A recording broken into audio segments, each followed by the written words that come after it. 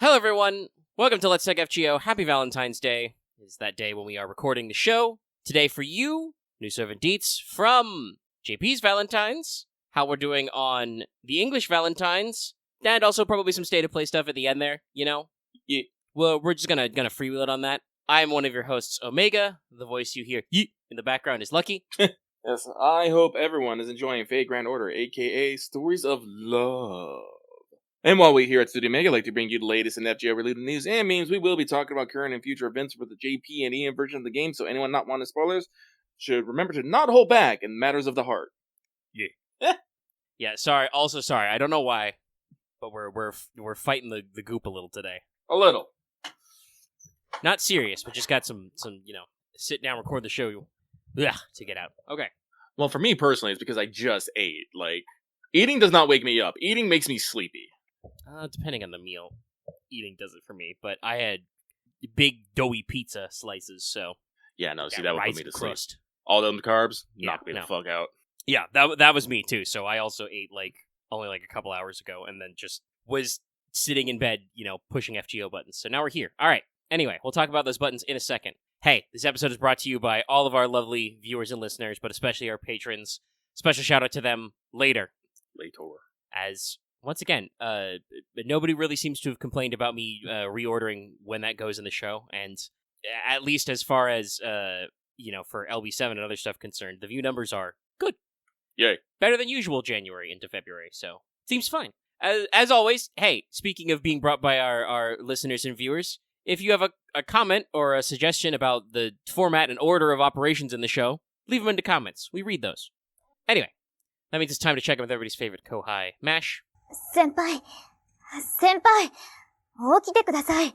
And the only pro tip I have for you this week, because it is Wake the Fuck Up Senpai or Regular 7 for pro tips, is just if you're working on Valentines, you got about 2 weeks to farm it up.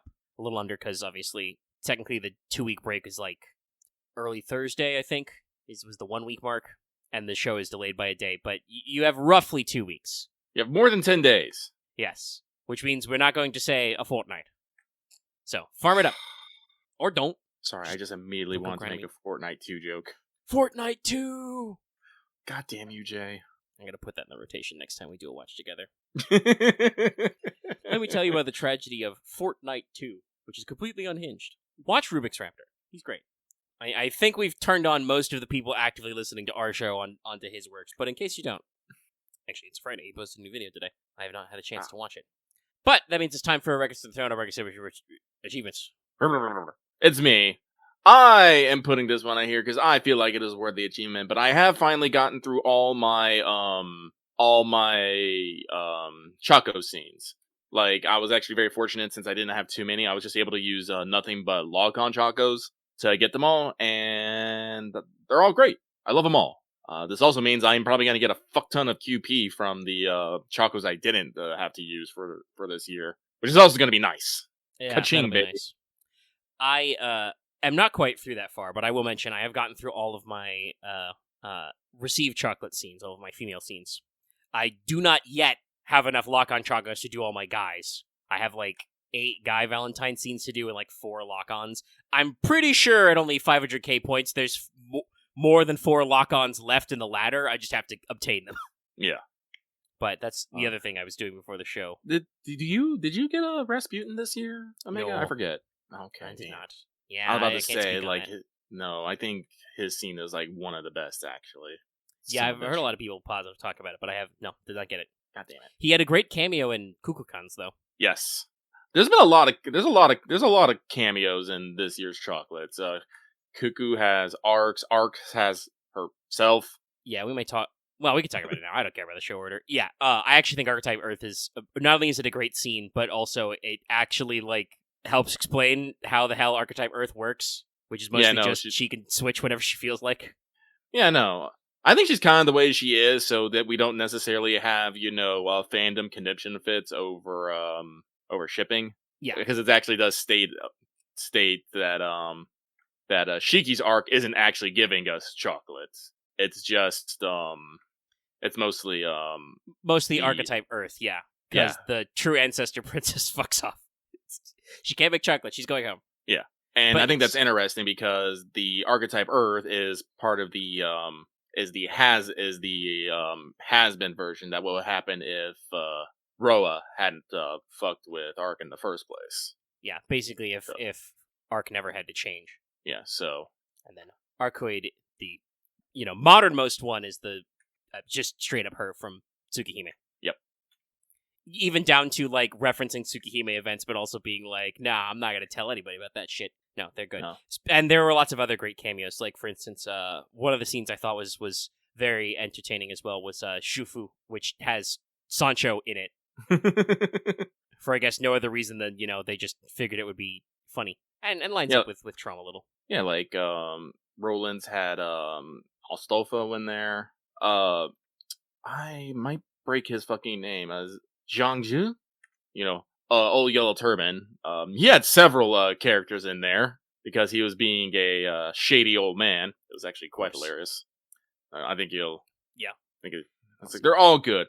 Shout out to Cuckoos for being absolutely. I think I have to go through it again because I think you actually can get multiple results depending on choices in there. I think saw a couple scenes that other people were getting that I was not, and I was just like, no, this cannot stand. So I probably will go back through some of them and check them out. Yeah. And as always, I find it very funny to see like where the scenes start because like I've got a couple of year ones permanent servants this year that I didn't have before, like Vanilla Saber and Anne and Mary, and it's like they say like 5 lines and then here's your chocolate, goodbye. Yeah, and I just got a. Oh, sorry. Yeah, I just got a Semiramis in the past year, so hers was new for me. That one was pretty good because I think that Semiramis showed up. What did Semiramis like debut in a Valentine's event? Like yep, she's a Valentine's servant. Yeah, she was like year 2, I think. The second. She was like 2 or 3. Yeah, she was. No, she was 3 because it was XA was 2. Even though she didn't really have a lot to do with the Valentine's event that year, I don't think. I'll always remember because that is the one event where I did not get the Grail. Well, that was the year we started the 3 million point trend, but we didn't have 90 plus nodes to give us a gajillion points per drop. Tough. A gajillion. A lot of fucking points. Was a lot of fucking points.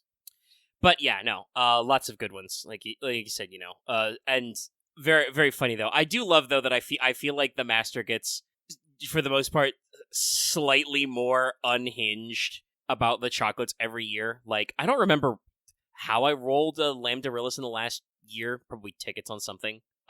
Maybe like throwing weekly tickets at like Trung Sisters or something because I'm pretty sure she had a rate up.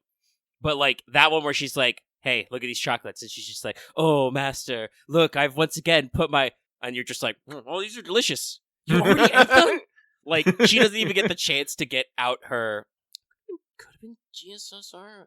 I don't think so because I don't think I rolled Lancers because she's a 4-star, so it wouldn't be like the Destiny pack. Yeah, I don't know. It was somewhere in the last year, like I said. But yeah, no, just you being like, we're just maximum in the fuck around zone. At some point, you just stop giving a fuck. I also like that it says a lot about their character that, like, I don't know, because I think I would have gotten her around New Year's. I guess maybe I just didn't do the Valentine's event all the way. But I did, or maybe something happened to the CE in the shuffle. I don't know. I did, Koyan of Dark scene. Mm-hmm. I'm pretty sure that was, I got her at last year's New Year's. But her chocolate wasn't registered, so I don't know. But I do like the comparison between her and Light, where Light's you can actually bad end. I don't think you can in Dark. You just get super overworked and crash in bed. It's very, very, very funny how the two of them line up like that. I like how the bad end in Coin Sky of the Light is actually a good end. Because she basically can't get that one last corruption over you, so she's like, no, I don't have a chocolate, worth, I can't remember what she says, but no, it was interesting. I always liked it. But that means we should move on through. Moving on. My phone on, so I can make sure it's fully charged for farming later. But moving on to No Evil, of course. We're chilling. And that means it's time for Did You Finish Your Master Missions? Now, chat, people at home, you're never going to believe this, but I can spoil it. The Master Missions, they're going to want you to do the event. To clear this week's Master Missions, you have to defeat 5, then 10 servants, defeat 15 people with the human attribute, and obtain 50 of each event currency drop. Easy peasy lemon fucking squeezy. Yeah, I think I had these done by like day 2 or 3 of the week, and it was probably the human attribute one that took the most. Just had to wait for the right free quest. But yeah, no, it's like you said, easy peasy. It's easy as pie. Yay pie. We love pie. Anyway, We love pie. Skelligramms. Two light bits of news for you at the moment, because the JP do be hitting. First, Alter Ego Weekly Summon campaign, starting the 10th, going through the 17th. They said they were doing it, and they're doing it. They've done it. All of these raid-ups feature Passion Lip and Shufu, because as far as I know, there are literally no other non-SSR Alter Egos in the gacha anyway. Wow. We have several welfares, but yeah, no. These are your only side banner options. That said, your options, to remind everybody, are going to be Melt, Kiara, Okitan, Sitanai, King Protea, Doman, Bazette, Super Bunyan, Rasputin, Tiamat, Isora, and Kazura. So all of them are on their own individual banners with those raid-ups. And of course, once again, I've said it before, I'll mention it at least again, but all the normal shit, Trial Quest, Interludes, Double Suck, Training Grounds. Let's go. All the stuff your growing servants need. No specific half AP rank ups or anything. I don't know if that's just because they've got other stuff going on or what, but that at least is, the half AP is the most inconsistent part of these campaigns. It's definitely always Trial Quest, since they added that, where you can try them out. All interludes open, double suck chance training, all training grounds open. Or rather, usually they make sure that specific training grounds are open, because it's alter egos, it's all of them. You're going to need all those mats. Mm-hmm. And then, believe it or not, the JP Valentines event appeared. Yeah. I caught a little of the stream at the front, but it was while they were still doing their normal bans. But the event is, and obviously this is why they had to hide the servant's name and the event name. Oh, excuse me. Jeez. Thank you. Big sneeze. Big sneeze. But yeah, they obviously had to hide the servant's name and the event title because her name's in the title. But it's Ono no Komachi Kokensyo, the sparkling lotus flower of the second lunar month. Where did he get these names, by the way? I don't know. Anyway, starts the 12th, ends the 5th of March. Though I guess, if you're, while certainly we've had Valentines with a lot of the other Heian crew, actually referring to it as the second lunar month, puts it in historical context that's more appropriate than Saint Valentinus. But yeah, we have a new 5-star caster. I didn't actually write down I'm pretty sure because it's Valentine's she's limited, but I realized I did not actually write that down in my notes. But yeah, she's a limited servant. We have new Valentine CEs, of course. All your funny new collection. All the new things you'd expect. Let's see, I think it starts with, the new ones start at Mary Altar and obviously end at Komachi. Yes. So there's a wide variety of them to pop up. And also, because she was in the bonus list, and she's on the 3-star CE this year, let's Kamehime rank up. Yeah. So her previous targetable battery and crit up is now a party-wide battery and crit up, and also gives your whole squad +2 levels of overcharge 1 time 3 turns. So, Yej, support. That is Yej. Yeah, I mean, it was a targetable 20%, so I guess they were kind of at that, crossroad. Mm-hmm. So it was like, okay, so either we need to make the targetable battery stronger, or we need to just make it AoE. So they just made it AoE. I think Sakabehime has always kind of been treated more as a quick support than anything else, so... Yeah, makes sense. It feels like she was always, because she has a non-damaging NP, she was always intended as a supporter. Was not quite to the level of like a Green Merlin when she first came out, so they kind of hybridized her into Buster Quick and crits, which is a very respectable niche. Yeah. So giving her a team-wide 20% battery helps a lot with your team comp, because that means there's many more things you can do for your whole squad. Yeah, it's also, I think Semiram's got a buff, but I don't... The wiki's real slow lately. I don't know what's going on over on. I think it was mentioned in our. Yes, I can see it in news. Yes. Oh, also, actually, we should say because that's specified in our news desk pop. I mentioned before that the previous years, the new Valentines is Fugiki Clear. So they've now got 3 Super Chacos. Yes. Which is green, blue, and red, basically. So they give you buffs to the respective card type and bond up to the chosen servant. That's neat. It is neat. And also they added Kamehime costumes just to keep her glasses on all the time. It's cute. Megane. Kiran. Let's see. Let me actually, so... Usually the page for servants updates faster, so let's check. Yes, they have the new rank for Semiramis' NP, which, yes, I do believe is a fairly overdue buff. Is it actually her? Yeah, it's her technically her second to the NP. But the first one did not. I feel like the first one was kind of early. Mm-hmm. So let's see. That's the previous version. Actually, no, it's her skill 3. Okay. So she already got her NP buff. Skill 3, strength 2. There it is. Okay, so the poison is still Buster Res is the same. Oh, okay. So she poisons everybody still, but now she gets 30 to 50% damage up versus poison people for 3 turns. And also, when she attacks, she gives them 1k poison first. Ooh, okay. So, since it's for 3 turns, that does actually help with farming to basically give her free bonus damage. Yay. So yeah, solid buff. And, playing around with poison teams is very funny. Okay. Yeah, so we got a couple of buffs in there. Anybody else in the Valentine's crew need a buff? I will say, while I appreciate them buffing servants, I do kind of wish they would. JP seems really out there, like they just wait 5 days and drop a different buff. Just tack all your rank ups at the front of the event. But I guess it gives you something to do if you do max out farming in the event later. It just makes it hard to predict what extra shit we're getting. God, sorry, I tabbed over back to news desk and I see the fucking flowchart of all the servant rate ups. It's a little crazy, yes. Yeah, because as always, it's a Valentine's, so that means that they work out a rate up for at least a couple of days. I think it's 3 days long for every female SSR unit that is not limited. So story locks and permanents. Though if it's depending on this order. Okay, so it's kind of spread out. It's not really alphabetical or anything. I mean, I don't think Sei and Murasaki need buffs. Like they seem to have pretty self-contained kits. I mean, Murasaki, I think, is pretty good. I think. Yeah, Murasaki flows pretty well. She is anti-demonic. She has it's specifically an anti-demonic niche, but I think it's good enough. And her damage cut skill is really good. Sei's a little weird because I think her primary anti-damage is her anti-shadow servant, which the new servant does as well, and caster. We'll talk about that later. But at the very least, when using her for like certain combos, I haven't had a lot of complaints out of using Sei. She's got batteries and evades and stuff. But yeah, so clocked a couple rank ups, clocked a couple more updates. The little costume stuff is cute. Oh, and I should say, actually, this is another funny thing. I don't know if they meant it to be tied directly to Valentine's or what, but they gave an animation refreshment to Wyverns. Yeah. There have been many jokes. Yeah, no.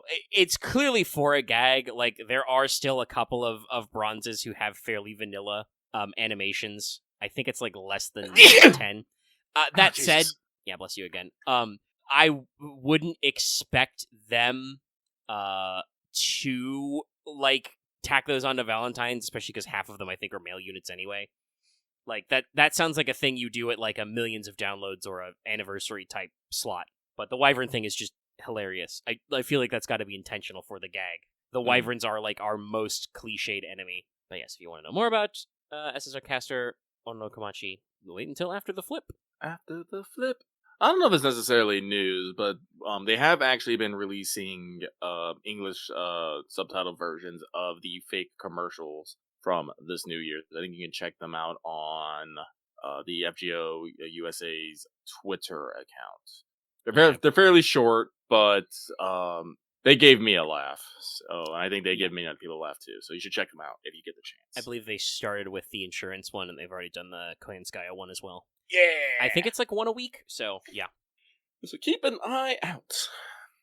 Probably also on the Aniplex USA YouTube channel. That's usually where they post FGO stuff that gets translated. So with that, we're going to switch on over to this week's Let's Talk FGO Mailbag, the segment where we read what you have to say and comment accordingly.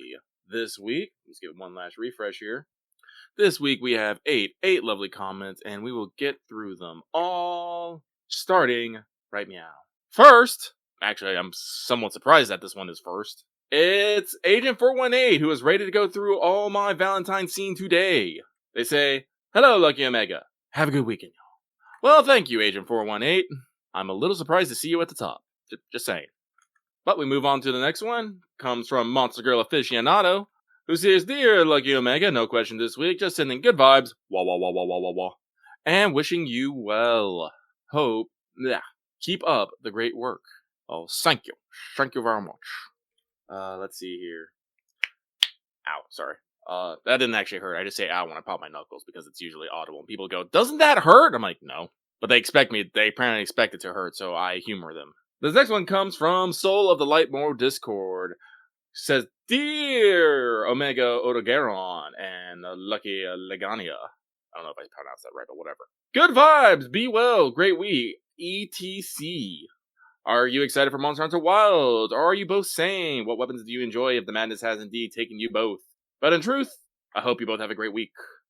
So, I am excited for the Monster Hunter Wilds. Like I said, they keep coming out with news for it. We had the Capcom showcase not too long ago, and they gave, I think, a little bit during the State of Play this week. I don't remember. It had a launch trailer right at the front, yeah. Yeah.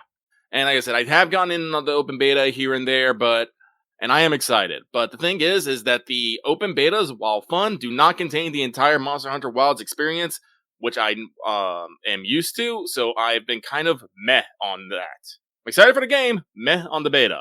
There's a lot of monsters that I need to kill and carve and make into armor, and I don't really get to do that in the beta, so I haven't really able to get my full vibe on.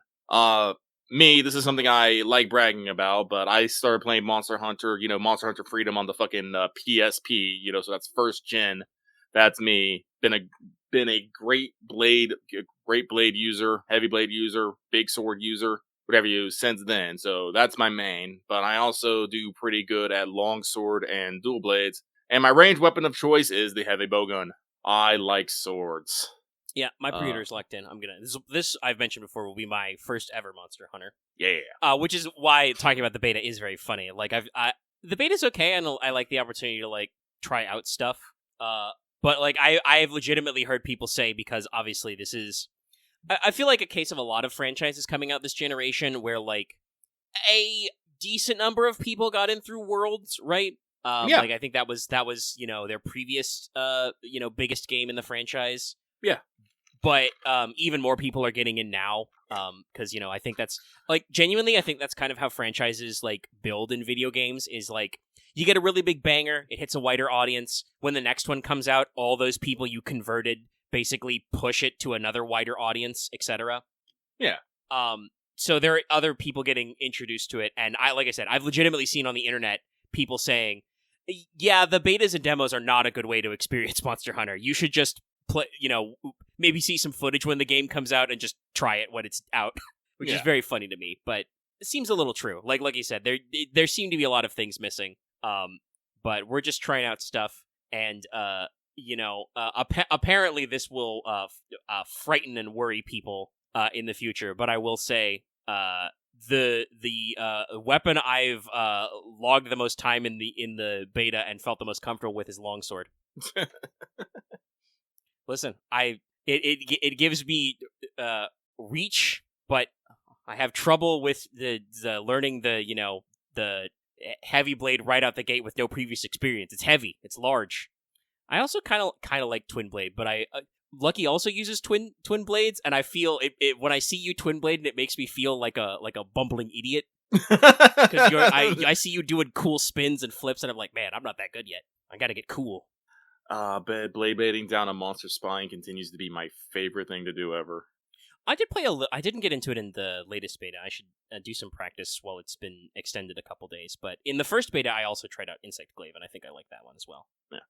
But like I said, we're in beta mode, so there's only so much actual testing you can do.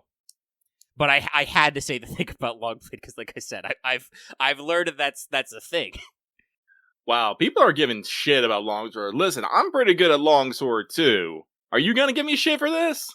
Yeah, that's the thing. Like, you can't give Lucky shit about this. Like he said, he's been playing for a long ass time. Also, yes, longsword lets me EI cut. That's really cool. I think I actually landed a couple last time we tried. We still got our asses kicked. But yeah, my pre-order's in. That'll probably be, ripping it up. Rip and tear. But let's move on from there. This next one comes from Hi, who just says, no questions, just giving you Valentine's vibes, and then says, whoa, duh. So, we move on. This next one comes from Cars Go Vroom. They say, hey, Lucky Omega, I have cars on the mind since the Daytona 500 is this weekend, so I want to ask, what servant do you think would be the most reckless driver? Anyways, hope you have a good weekend and sending good vibes your way. Wah. Oh, reckless driver. I mean, I feel like this question is kind of loaded because, like, Summer Carmilla literally runs people over in her NP. I think she runs over Liz in her Valentine scene. Yes. I think she also may have tried to do that in the summer event as well. But I believe in Valentine's, canonically, she runs over a couple of Liz's. Well, maybe that's not being reckless. That is being an intentional menace, I suppose. That's fair. She's doing it on purpose, which is still a little reckless, but I don't know. It's like, if I wanted to say it'd be reckless, we have to be someone who doesn't actually have the riding skill. Because that's what the riding skill, does, is gives, them ability to ride, which in modern terms gives them the ability to drive. Yeah, guys, I hope you understand that Artoria Pendragon did not start with the ability to drive motorcycles all cool like. Yeah, Mordred by default has riding B. I mean, I could still see Mordred driving like a maniac. No, I could totally see Mordred actually being a very responsible driver. She just has to deal with having the sticker on it. Well, chat. Well, let's just think about it. Like, go ahead. Well, let's just think about it. Remember, Mordred did pretty good at running the round table while fucking Arthur was out. So underneath all that, gruff tomboy exterior, there is someone who's actually, pretty good at doing their job. Yeah. I mean, intentionally crashing the jet was intentional. That was the whole point, was to get him up close. What was she gonna do? Eject out and parachute out? But like I said, chat did suggest Canis, and because the way class skills work is oddball, Lancers do not necessarily get riding. So at least in the FGO version, Canis does not have the riding skill, even though Canis can be a rider.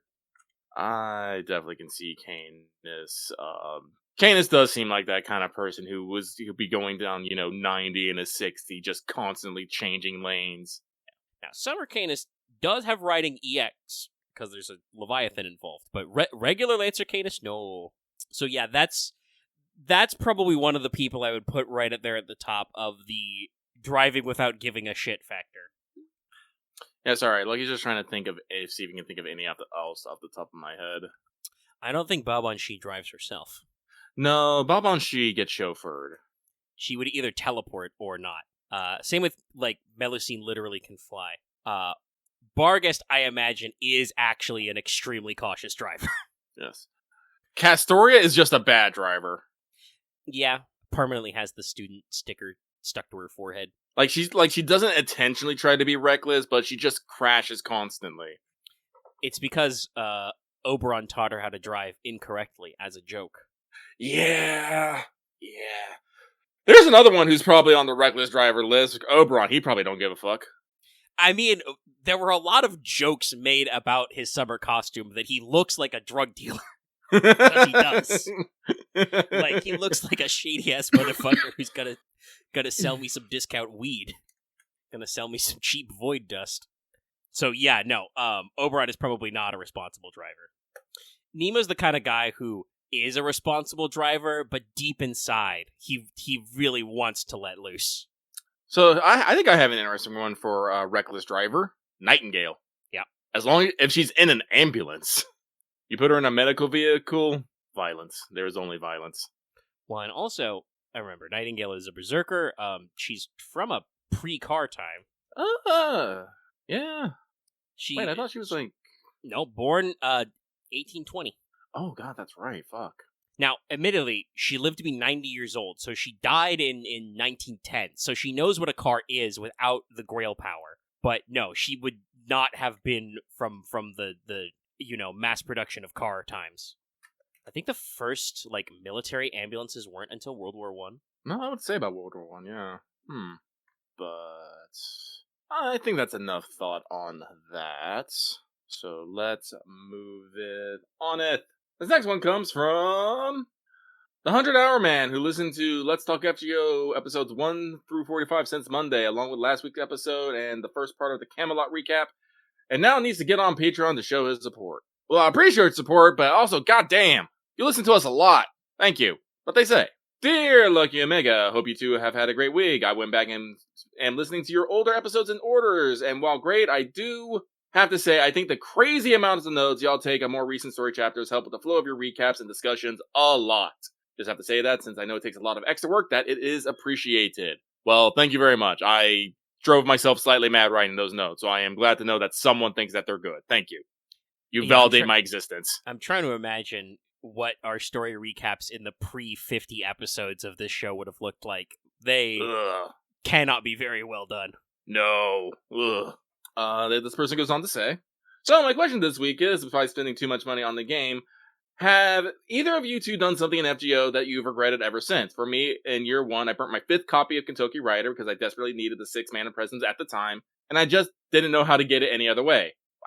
Wow. Just to be clear, Kentucky Rider I still fairly use often to this day, even though I have made Alter and Aussie. Thank you for the time and consistent content. P.S. Thank you both for accepting my FGO friend request last week. From Renz. Yeah, no, actually, Lucky's actually started accepting friends requests again. I actually went through and was like, I got all these people, fuck it. I don't care, fuck it. I don't care anymore, fuck it. If we're talking about eternal regrets, actually, I don't know if I think I did mention it earlier. I think my one FGO regret, like my actual genuine regret, is that the one event that I never completed actually got the Grail on was the Semiramis Valentines event. I actually ran out and did not get the Grail, so I always feel that I'm always one Grail short of what I could have.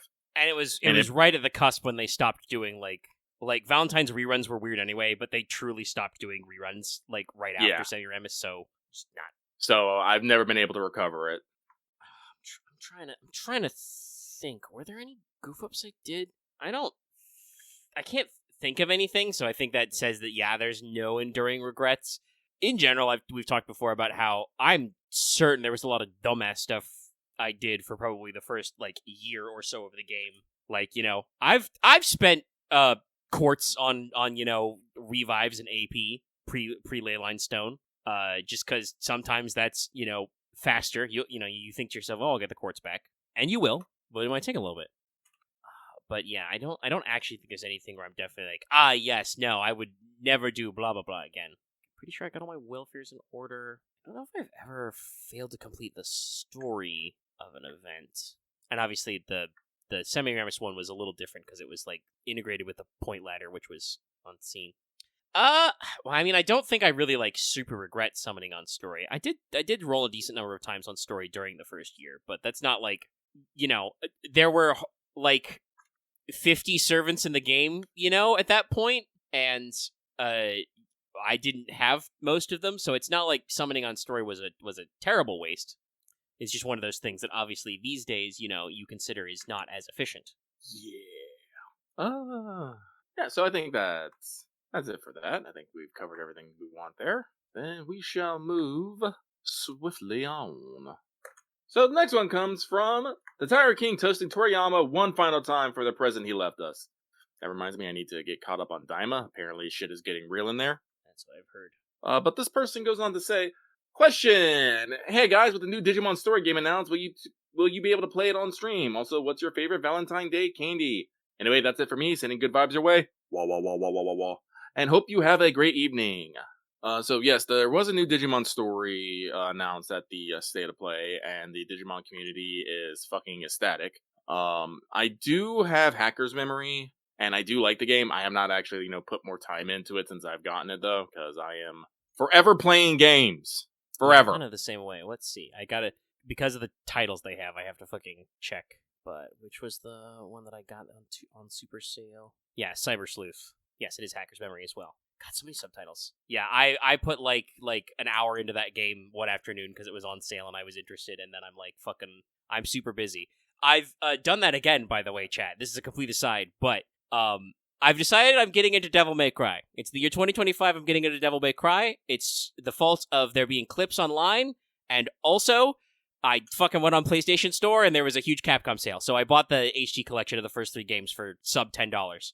I haven't had a chance to play it yet this week because we've been fucking vintage storying it up. And Axe expresses the opinion I've heard before about, yes, we'll enjoy 1 and 3. I think I'll do the normal order and play 3 first because it's a prequel. Yeah, 1 and 3, they don't play too differently now that I think about it.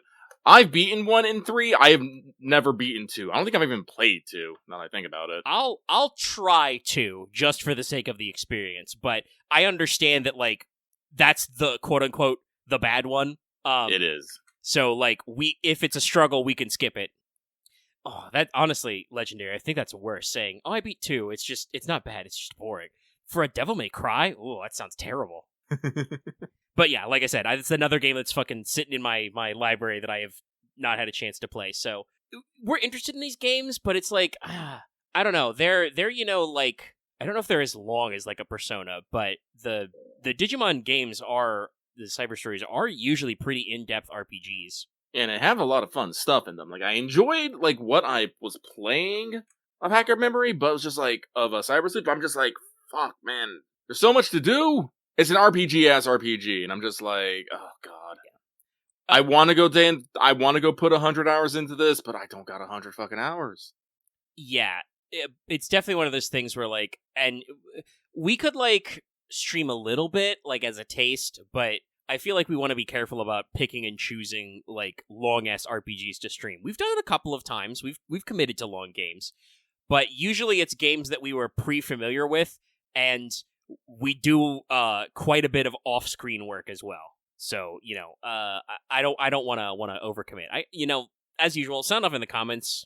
We might take a look at it, but we usually try to go, like, hell, it's been, like, 2-ish months of Halo. Yeah, Great Ace Attorney. I mean, we made it through one Great Ace Attorney. We'll be getting back to it sometime. Eventually. Yeah, like, we want to get back in there, but also, like, it's a super long game. Well, we haven't actually streamed any other slides, but yeah, that's another one that's on my list of purchases since those are out now as well. Though my streaming internet is sometimes really weird. Sometimes it's fine, sometimes it's not. But, like, compare how long it took us to do one game. Okay, I could remember it's like 46 hours. That's not too bad. No, we'll have to see when the new game comes out how long it's supposed to be. But like compare how long it took us to finish one game of the 2 Great Ace Attorney games compared to, like I said, it's been like a month and a half. Lucky and I have cleared 4 Halo games. Like it's very different vibes of clearance. So like I said, sound off in the comments. We'll see. But I'm not committing to nothing. So, with that, you did ask favorite Valentine's name, coffee. Not coffee, candy. I personally am a fan of Lindor's Truffles. Usually around this time, they come out with special ones. My favorite being their dark chocolate strawberry. I think it's just like the only time I can fucking find it. It's delicious. Sounds seasonal. I don't know if it's because you keep saying it out loud and, like, my computer eyes is working or just their marketing is on point. I've seen a shitload of Lindor Truffle ads in front of YouTube videos.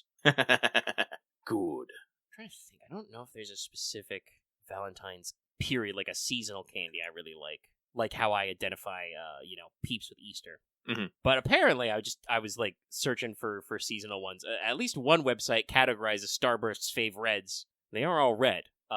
And if you don't know, that's my my personal sweet treat of choice. I keep a bag of those in the back, for when I feel the need for sugar. Excuse me. Listen, I like money, but like I said, the new Digimon game's not even out, so I don't want to overcommit to a new game that's been announced. Like I said, what if it's terrible? Not that I think it's going to be terrible, but like. Yeah, I'm about to say I don't think it's going to be terrible, but that's one of those things. It's about like betting before it comes out. It's like, well. We just got it announced. Like I said, it's one of those things that I was like, I like Digimon. I think it's cool, but ultimately it is another franchise aimed at kids and really wants you to put the time and effort and know all the fucking mons, which I'm not necessarily about. They do at least got some new guys, I think, in there, or at least some new designs and evolutions in the new game. So. With that, let us move on. This next one comes from Journey Through the Podcast, Chapter 31 of 410. Jeez, we have multiple people doing this. But they say, hey... What's up? I was going to say, well, at least with that alias, that's not strictly speaking Let's Take FGO, because we're not at 410 episodes of this show. Ah, okay. So it's not us. Okay. But they say, hey, Lucky Omega, my question this week is, do you guys prefer meeting characters post-growth journey or meeting characters at the start of their growth journey? This is gonna feel like the cop-out answer, but both. I just like being a part of people's lives. Yeah, I was thinking about this earlier. I read this question when it got posted, and I did have to think about it. I think the obvious answer is saying at the start, because then obviously you get to watch a character grow. Yeah. But also, spoilers for the people in the back taking your creative writing class notes.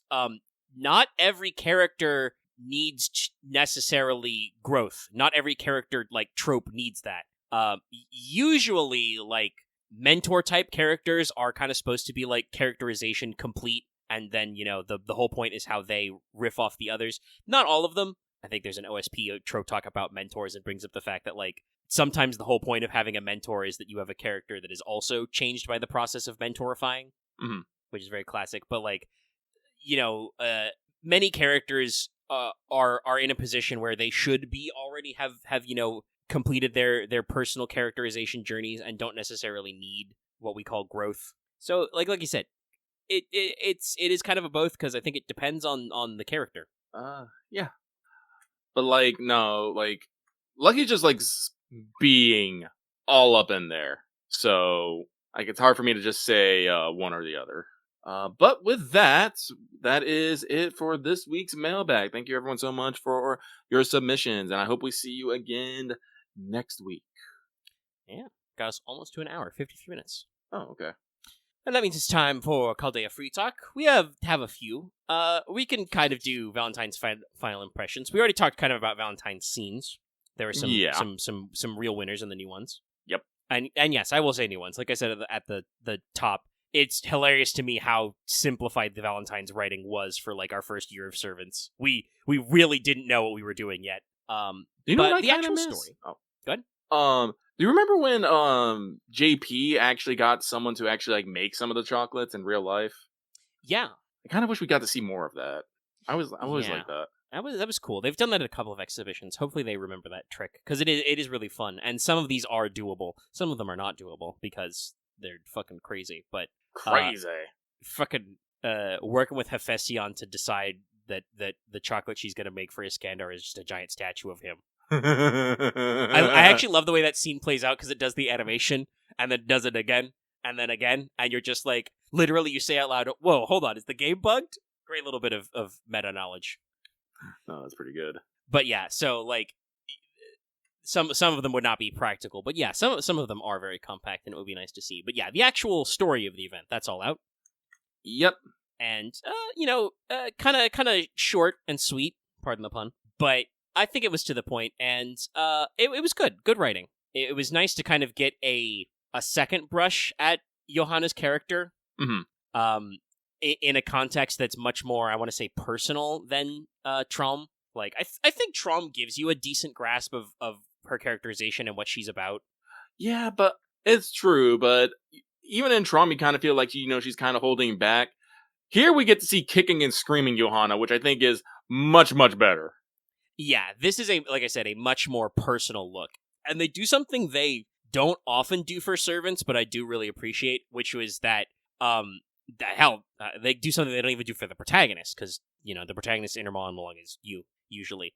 But we get Johanna inner monologue with, like, a filter to let you know what's her inside thoughts. And, like, that's something that is still fairly rare in FGO and is very good at characterization. It's why we have this fucking third-person omniscient shit in books.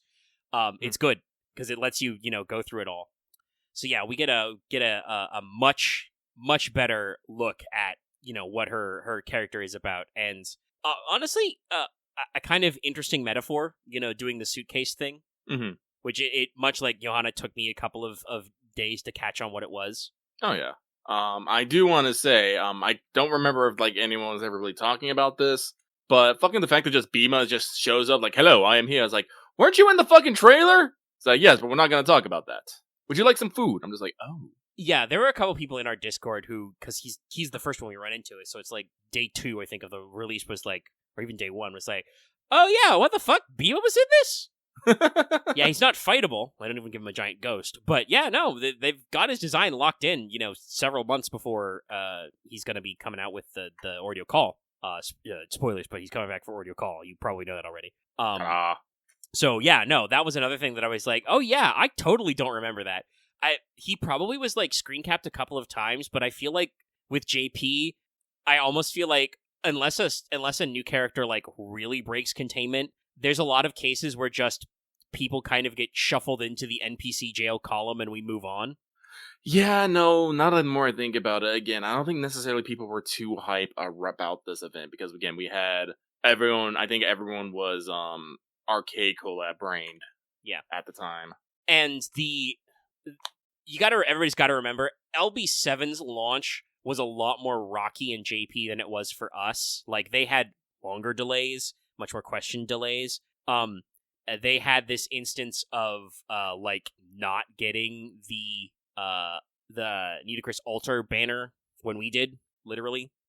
So like the banners were more spread out and the story took longer to get. So like people were actually like concerned, and like before it dropped in late January, they were really frustrated with how long it was taking. I think a lot of that frustration got eased away because of what the back half of LB7 is like. You get some really good story building and some really good fights, and then obviously the raid is like super iconic, I think, at this point. Mm-hmm. So like that kind of got massaged, but that means that, this Valentines is kind of like, we can say it, it's a little bit of a valley, it's a little bit of a dip in between LB7 being extremely high profile, the announcement of a new story chapter in Ordeal Call, but also they've already told you that the arcade collab where everybody was Tiamat. Like that has to be. I mean, I guess knowing it's the pre-release banner is the part where they surprised us, but like that has to be like the most guessed and fucking locked in banner in FGO's history of just everybody was like, it's gonna be Tiamat. We're gonna get Tiamat. Maybe we'll get Noah, but we're gonna get Tiamat. Mm-hmm. Which, hey, you're right. We did. We were all correct. Good for us. But Yay. It does kind of put Johanna in this weird space because, like, I think she's decently popular. Like, she's got a nice design. They went out of their way to, for Trolm's story and for this story, use her third ascension, which is her most kind of, like, colorful and unique. Mm-hmm. And, like, honestly, like you said, I think her character writing in this is way more fun and entertaining and also revealing because she's just, like you said, kicking and screaming. What is it the moment in like I think it's in like the last quest, or maybe the second to last, where she's just like, starts taking deep breaths and everybody goes, oh shit, we need to cover our ears. Hold on, it's going to be really loud. And she's just like, are you freaking kidding me? Like it's good. If we were going to do like maybe like 10-minute OVA shorts, I'd love to see this event story like animated just to get all the Johanna yelling and screaming out. So yeah. So it's not a bad event, but it's certainly not as like hype as the events surrounding it, which is a little sad, but still good times. Good cast of characters. I don't know exactly why we had John d'Arc, Santa Alter Lily tag along, but she was great. That's good. Also, I just checked the pedestrian cart, guys. I want you to remember. I want you to remember something. High school starts at fucking 14 here. To me, me, a man in my there, that's still a fucking kid. Yeah, I didn't want to restart the Digimon conversation in the middle, but I saw those comments. I think I'd be like, no, I think Lucky and I are definitely thinking of high schoolers as still as kids. I'm 33, man. 20 years younger, like talking about like shonen. It's one of those like conversations about shonen anime tropes about like, yeah, no, those are aiming for like middle schoolers still. That's still like kids. Yes, that's because they're young. That's because they're young and dumb. Because you got to remember, puberty isn't just a. Puberty isn't, a fucking timer. It hits people at different times in different ways. Well, and also I think, you can talk about, Y7 and whatnot. Like, there are truly all ages appropriate stories and so on and so forth. But, oh, yeah. When you're talking about, younger kids, there is a much more stark divide about what topics you want to get into. And asking, what young adult... I think, actually, what young adult is supposed to be is, 18 to 25. Like, you are actually supposed to be an adult, but you're young still. Yeah. I actually consider the 17 to 23 range. That's also a good one. Like I picked 18 to 25 because I think that's just in our weird society who likes to put numbers on things, that feels like that's a solid demographic where once you're 18, you're legally an adult, so get fucked. But you can't get car insurance until you're 25 kind of shit. Yeah. No, so, you're still mentally maturing until your mid 20s. Yeah. So young adult is supposed to be that space where on paper, you're an adult, but obviously you're still developing and figuring your shit out. Honestly, you're probably figuring out a lot of new shit now that you're an adult. So those stories are supposed to be still in that developmental phase where they're not necessarily as heavy hitting as an adult literature book for adults, where some guy's writing about he's divorced and also he's dead, but he still has to pay rent even though he's a divorced ghost. Sorry, that's just, I don't know. That one just came to me. Coming soon to a theater near you. Divorced Ghost Dad. That's also actually probably already a story. Probably. But yeah, it's like in a lot of ways, demographics are kind of like fake. They're kind of enforced, but there is differences in storytelling. Sorry, I just tabbed over to games. Very different conversation. But yeah, no. I think this event is real good for kind of like giving you a much more personal look at Johanna, and I liked our supporting cast. You and Mash get to play the old run-ins. Emotional support, Rama is also pretty good. I feel like Rama doesn't get to be in enough events, and just you played a lot of straight man here. Yeah, kind of being our steadfast rock. And on the one hand, I'm kind of glad we didn't go through, like, I feel like, you could have gone for the cliche of, like, oh, it's Valentine's, Rama is sad because he cannot be reunited with Sita. But we kind of dodged that one for the most part, so... Well, he talks about it, like, he's kind of kingly. He's going to do what he needs to do. Yeah. And honestly, it didn't really show until some of the later chunks of the story, but I think Rhyme was actually a very important character to have here, because she is literally stories, which is and she shows this in some of her conversations with Johanna.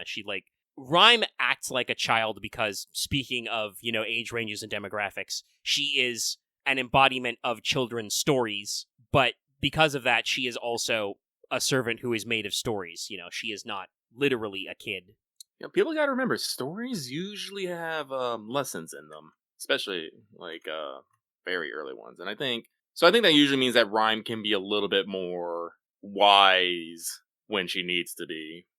I definitely think out of our childish trio or more, that Rhyme is supposed to be the smartest, most mature one. Mm-hmm. No offense to Jack, she's a wonderful doctor, but she's also kind of a, I don't really want to say an airhead, because that's kind of a rude way to describe a young child, but she's kind innocent? of the most cuckoo-lander of them. Yeah, innocent in a way. And John Dark, Santa Alter Lily is she's the try-hard child, as befitting being a small jolter. So she tries to act the most mature, but is also the one who definitely doesn't get some of these things, as we saw in this event. I don't think it was an actual line of dialogue, but I feel like this kind of his event where Rhyme would turn to Jolter Lily and be like, "I'll tell you when you're older." Oh no, just the line of John Alter Santa Lily just saying, "Yes, Krimhild totally hates Siegfried. She yelled she hated him," and everyone's like, "No, that's not what's happening." I think Rhyme did say something like, "You'll understand it when you're older." That's right. She does say something like that. Not literally, I'll tell you, but it's also, by the way, great scene to describe Third Hand talking about love and hate and stuff of just oh yeah, no, Krimhild really hates Siegfried. She walked up to him and said, "I hate your guts," and then Siegfried said, "Well, I'm sorry to disappoint you. I'll try harder." And then she ran off screaming. She's like, ah. Also, I will say, fucking Krimhild's violin, also amazing. It's great. Don't have her, Sage. You should be Sage. I am Sage. Those Tron banners fucking not go well for me. We'll have to see if I roll on an Avenger GSSR category later and can get her. Jesus. Also, that was actually slightly hilarious that Gordolf was more of our mission operator this time. Because Da Vinci cannot handle this shit right now. Yeah, Da Vinci's kind of own childish edge. Not that regular Da Vinci. That's right, she's a berserker. Maybe we'll get a berserker slot. But yeah, not that original Da Vinci wasn't, she had her very funny moments. But Kid Da Vinci, is I feel like she can straight face it a lot less. Yeah. She has to let it out. No, she would literally, once she figured out what was going on, she literally had, her sides were hurting because she was trying from laughing too hard. She was just like, no, I fucking can't. So Gordolf took over as kind of our mission operator, and he did a good job. Yeah. I think that's a comparison to, it was either last year's or 2 years ago, Valentines, where just I feel like Gordolf was like, what the fuck is happening here? Valentines? Get me out of here, man. I'm not paid enough for this shit. Which has been Gordolf's reaction, I think, to the first time he's seen any seasonal event, but still. Yes, I remember him going to someone's it's why is this happening during summer? It's I don't know, it's a summer thing. It always happens. He's just what? I'm pretty sure one of our Halloweens, he was just like, listen, this time I've read the reports. I know Halloween's terrible. Everybody be cool.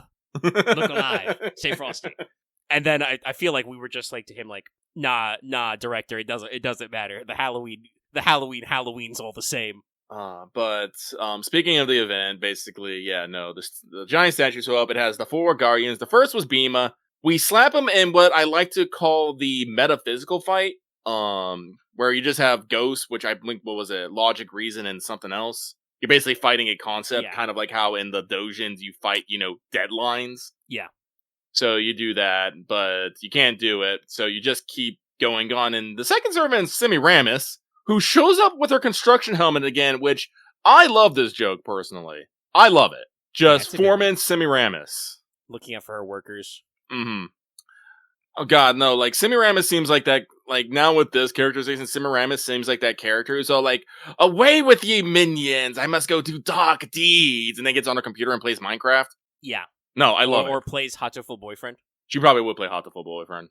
Like, did the pigeons, were like pigeons a thing before the Valentines, or did we just kind of double down on that? I believe that it was, like, mentioned in Apocrypha, the original, like, APOC light novel, that one of her special skills or abilities is the ability to have the dove familiars.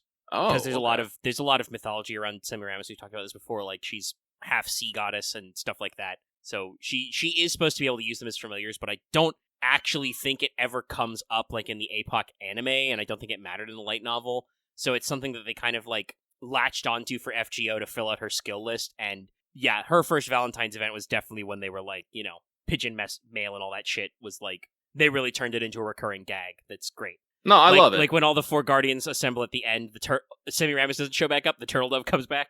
You have the portrait of Semiramis behind it. Also, it was a very high detail fucking turtle dove PNG. Jesus. Sometimes we go the extra mile. I need to double check what they did to get the fucking dog sounds for Summer Gareth. Because Aned is in it and he has voice lines. Unlike Foe coming in at the last minute to fucking save my ass against Kukulkan. Foe, Stuffo. Just imagine Foe handing Cuckoo a red card. But yeah, so Semiramis is next. Then there's all the Marthas. Oops, all of them get slapped. We do stop down to cook first, but then, the 2 adult Marthas are like, but also we must fight. Well, also, Small Martha was also, we must fight, but she was just like, we will first eat, then we will fight. Because why not? She likes to cook. She does like to cook. But basically during these fights, they're all like trying to have Johanna realize something about herself. And they're like, giving little hits, and they keep hitting her with the fucking love beam. Oh, God, what do they call it? Like the lovey-dovey heart beam or something? Yeah. Semiramis was the best because she totally got embarrassed while doing it. I was like, tee-hee-hee. Yeah. And then the last guardian is the one who's the least embarrassed. It's Mephistopheles, who just shows up for breakfast like he's supposed to be here. Again, I love it. Like, it's not necessarily like punch clock villains, but I just love it when the antagonist is like, oh no, hey, we're here. What's up? How you doing? Well, and for Mephisto, right, it's very appropriate because, like, he even talks about this, like Johanna straight up asks him, like, hey, do you feel bad about not being real? And he's like, yeah, sure. When I was alive, I was just a homunculus. I was a fake thing, but now I'm, like, a servant, so it doesn't fucking matter. Who cares? Yeah. And by this point, you're starting to understand that Johanna feels like because she maybe never really existed, didn't exist, has been proven to not exist, that she feels that her existence is lacking, and she is struggling with that. Yeah. And kind of like that's where the ultimate story conclusion is we meet allegedly kind of the entity who's running the show, which is a fake Saint Valentinus who says he was created by Johanna's resentment because, in somewhere deep down inside when she was blessing those chocolates earlier, she thought a thought kind of like, oh man, wouldn't it be cool if I was as celebrated as Saint Valentine? Yeah. Never mind that, as this has actually been brought up a couple times in these stories and also happens in the Valentine scenes as well. Everybody understands that the Valentine's holiday has absolutely nothing to do with Saint Valentinus. Mm-hmm. So we have to fight another giant egg. Yeah. Happy Lupercalia, everybody. Big egg. Yeah, because those go to live tomorrow, which should be Lupercalia. Yes. Yes, most excellent. But yeah, and ultimately, the metaphor about the suitcase and all the other stuff is just like getting Johanna to acknowledge, that yes, she does, like, actually, first of all, admit that she does actually feel this kind of conflict because she's fake. Mm-hmm. But also, the whole thing of like, hey, you're a servant now. You're, and presumably you're summoned by Chaldea. You're locked into this job for a little while. So you can do stuff in this moment, you exist. Yeah. Which is important.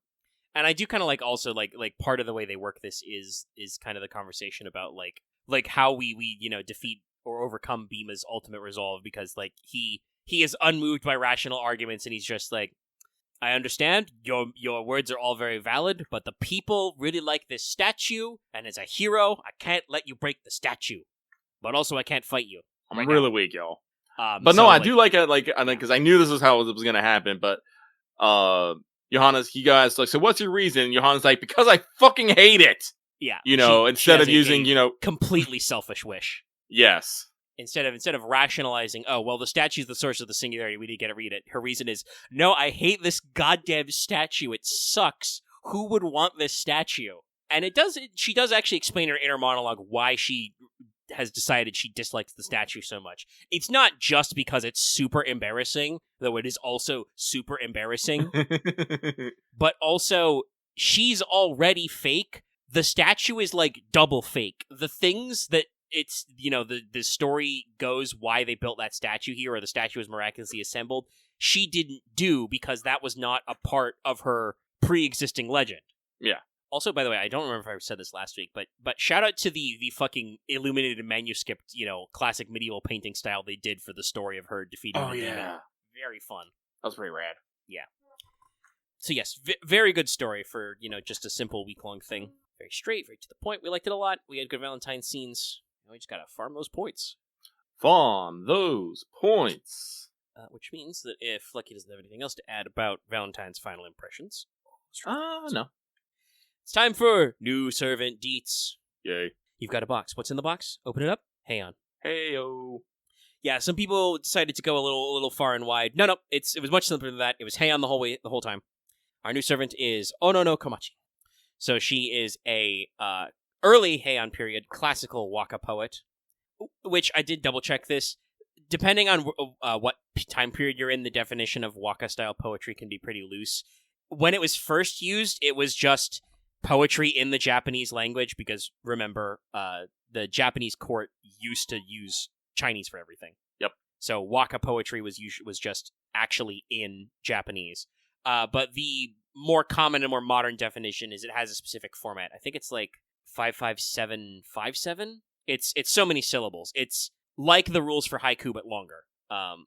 But Komachi is one of the Rukasen, the 6 poetry immortals, which was again, early, 6 people from the early Heian period who were like, yeah, these are the best poets.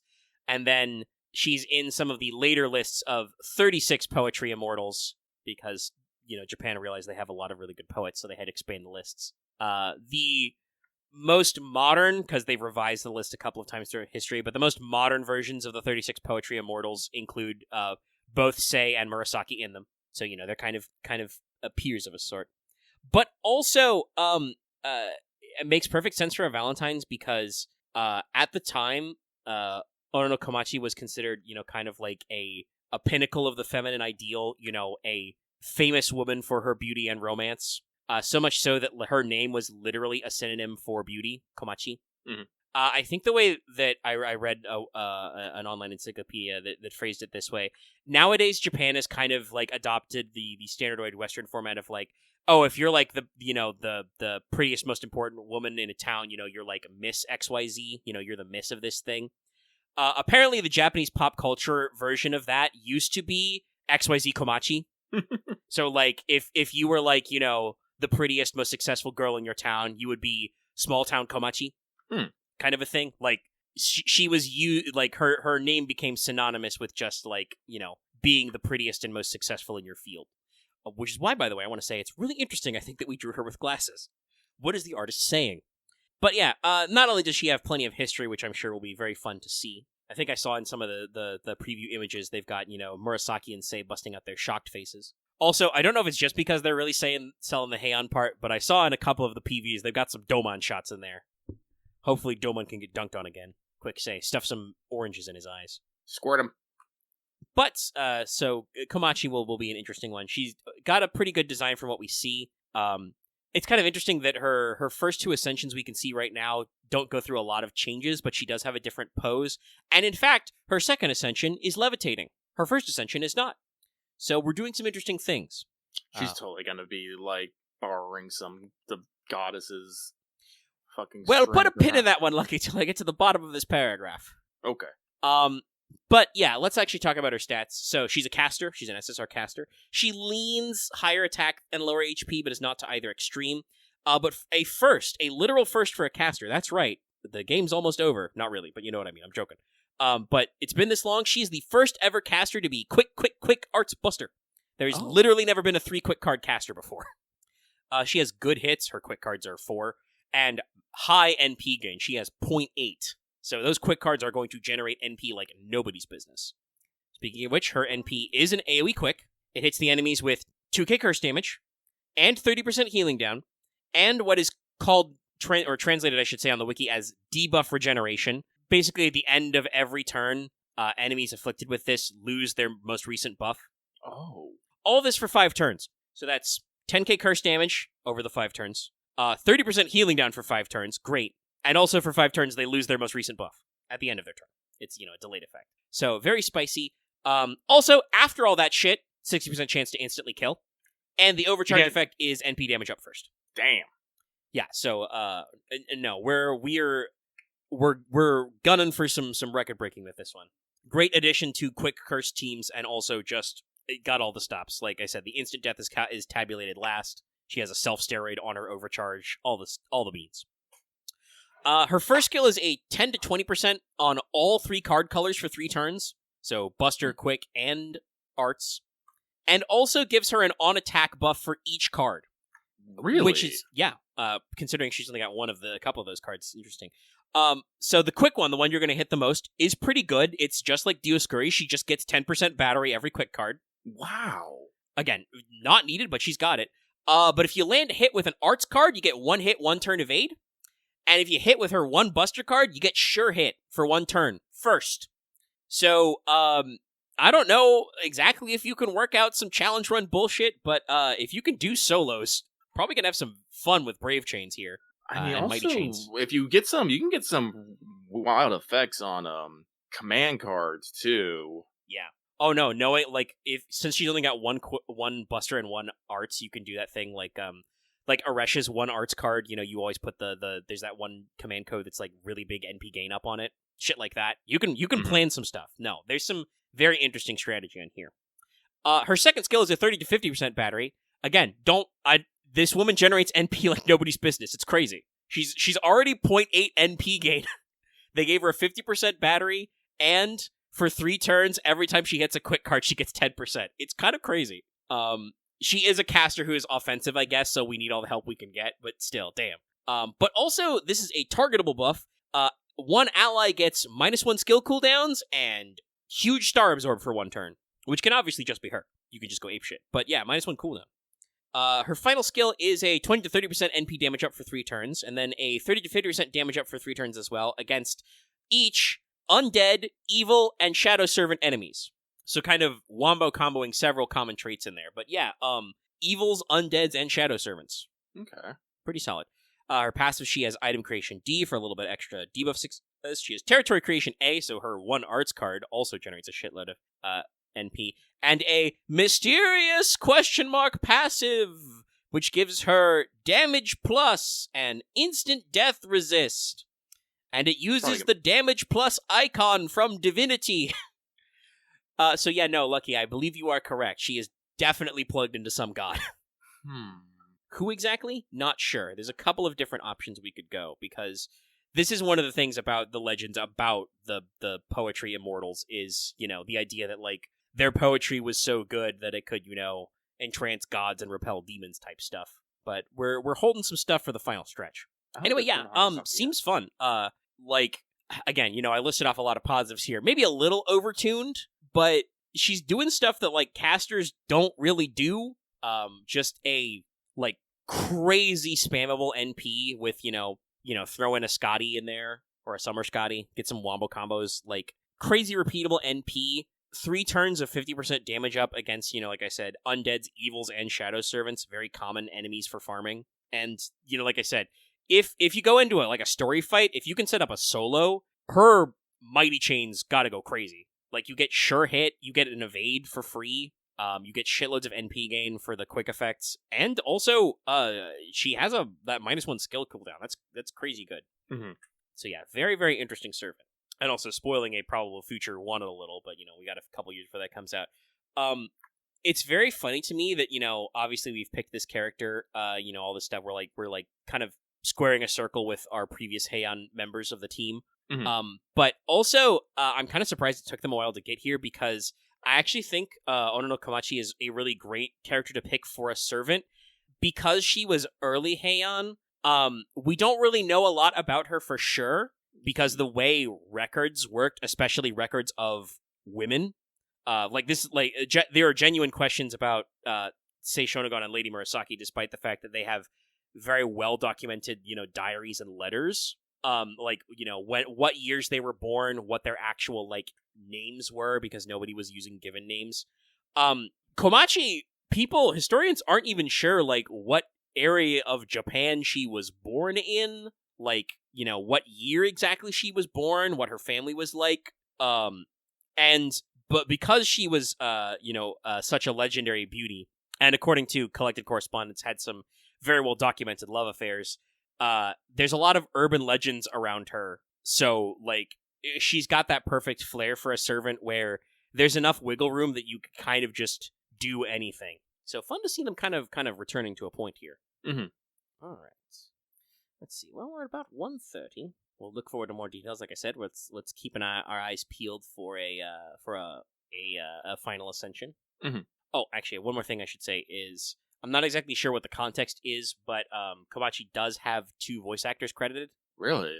Yeah. I'm not sure exactly where a second voice comes in. It's not like Okuni, where there's a very obvious stando involved. But I'm sure that's something that'll come up in the 3rd ascension. This does actually remind me, though, speaking of Valentines really quick, there's another one I forgot to mention that was very fun. Sen no Rikyu's was very fun, because it has Komahime and Rikyu separately, kind of talking to each other about stuff. So much like the Arcoid segment, that's another one where it's just you pivot from, the same VA doing the reads as Komahime to Rikyu, and it's just very funny when they do that. It's like the fucking Council of Sabers skit. Just get everybody to do all their different voices. But let's clock some what we call it, what's up time for at least half an hour. Yeah. So, PlayStation had a state of play this week. It was a fairly alright one. I know some people, I feel like, I don't know why, but whenever there is a state of play, I always see some people who are just like, man, that state of play, woof. I don't really get it. I know Sony has had some, real big announcements at previous state of plays, but I don't know. I feel like most of the time, people just set themselves up for disappointment. I think I posted this on fucking Blue Sky, where nobody really follows me yet, where I was like, guys, it's a PlayStation state of play, not a Square Enix state of play, because people always seem to expect Square Enix announcements at Sony pressers. Yeah. Which is not, crazy, but we've talked about this before, right? Square Enix has said straight up they are planning on, diversifying their multi-platform from here on, because that's much better for their business model. Clearly, Sony does not really mind so much, because they have several multi-platform games at the state of play. But yeah, like I said, it's another one that's always people are always so weird about it. There's always somebody, and obviously there's always Bloodborne Cope. That's right. I remembered a joke I thought of. I want to make a joke about how I say, listen, I've played Bloodborne. I think it's really cool. I don't have the time to beat it right now. I think it's great. But I also think we may need to put down members of the Bloodborne fandom, put them to sleep like dogs, for their own good. They're going crazy out here. They're fucking nuts. And legitimately, I do think there are some people who are way too high on the Bloodborne copium. It's just I saw a tweet from somebody who was like, it's your most successful IP ever. Why aren't you doing anything with it? I'm like, first of all, one, the later part of your post, there was a bit after that implied you're talking to Sony. Bloodborne is definitely not Sony PlayStation's most popular IP. Two, also, I don't think it's FromSoft's most popular IP. Didn't Elden Ring break a shitload of their sales records? It's their most successful game of all time? Chat, back me up on this. So, I don't know, man. The Bloodborne diehards truly do be built different, and I don't know if they'll ever stop coping.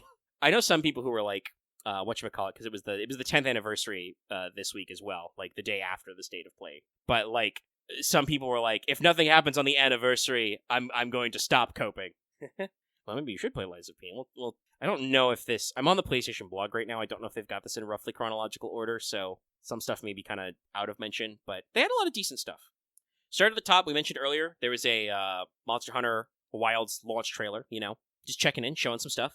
Let's see. Yeah, I'll just go off the way the blog is ordered. We got a launch date trailer for Borderlands 4. It's going to be September 23. To announce this trailer, Randy Pitchford and some other Randy who works at Gearbox. I can't remember his last name because they did a Randy and Randy joke. Sorry, I had to roll my neck a second. Shifting position. But they did also say that they're going to get a Borderlands focused state of play later in the year, which was an interesting pull. Yes, thank you, chat. Somebody in chat saying Bloodborne sales approximately 7.5 million, Elden Ring 25 million. So yeah, no, I know people who like Bloodborne are super diehard for Bloodborne, but it is not FromSoft's most popular game. It was a pretty cool game. It was a pretty cool PS4 game. But yeah, Borderlands 4 had a trailer. It's how do I want to say this? How did you phrase it exactly, Lucky, when we were watching it live? Like, the trailers for Borderlands games look good, but as a person who's bought 4 previous Borderlands games, I know that it's not gonna look that good when I play it. Yeah, it's gonna be more of the exact what we have played before. I think I was saying something to the effect. I don't remember. Yeah, the trailers make it look really nice, but it doesn't belie the fact that, like, because it's an RPG-based looter shooter, you're gonna have to grind up stuff. Like, you're gonna have to find good drops. You're gonna have to, like, bullet sponge enemies.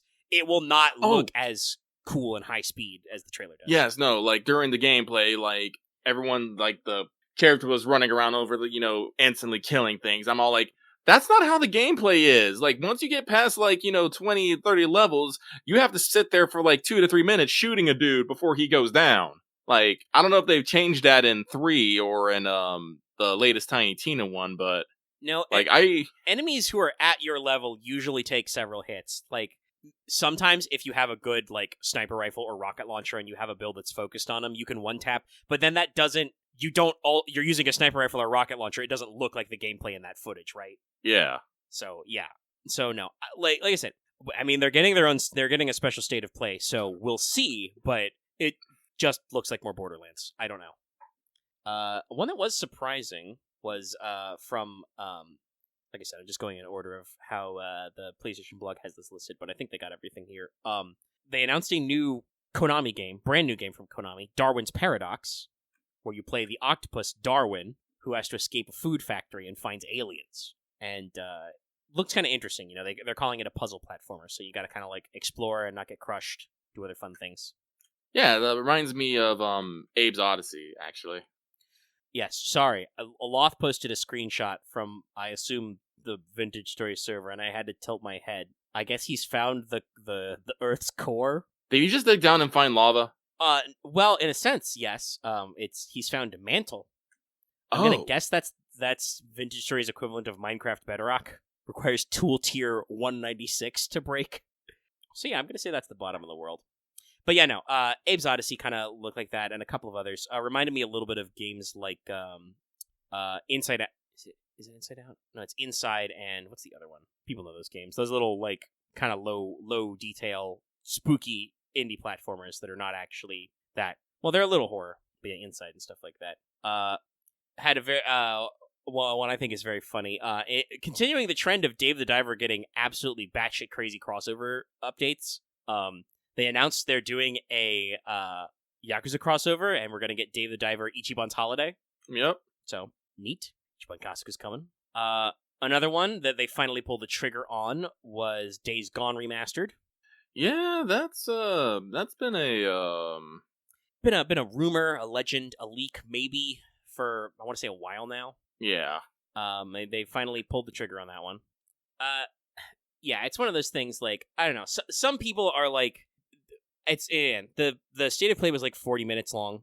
And flowed pretty well together. It was mostly trailers. They had very few talking segments. And when they did, they were short. Some people are really nitpicky about this one announcement of being like, oh yeah, Sony, you're remastering a game nobody asked for. they are calling it remastered, but I said this when we were watching it, right? I think that just ever since Hideo Kojima went on Twitter to say that he disagreed that the updated version of Death Stranding should be called Director's Cut, because technically it is not really a Director's Cut, because that would imply that the original version of the game wasn't like the way he wanted to make it, you know? Yeah. I think PlayStation has pivoted to calling those remastered, what they were previously calling Director's Cuts. Because they're going to launch a new on PS5 version with updated PS5 shit and PS5 Pro stuff, but also it's going to have like new content and modes, which are also going to be available for like a $10 upgrade for the previous PS4 and PC versions. So like a decent number of people are saying that they would like a Days Gone sequel. We'll see how that goes. The kind of creative head of the game was kind of a dingus online, and he's no longer at that studio, so... Yeah, there was actually a bit of kerfuffle about that, because apparently he did want to make a sequel, but because the initial sales for Days Gone was not good, it did not get greenlit. So it was basically like, yeah, if you want games to get sequels, you have to buy the game in the first place and not wait for it to go on sale. Because I believe Days Gone got a lot more popular when it went on to the PlayStation's...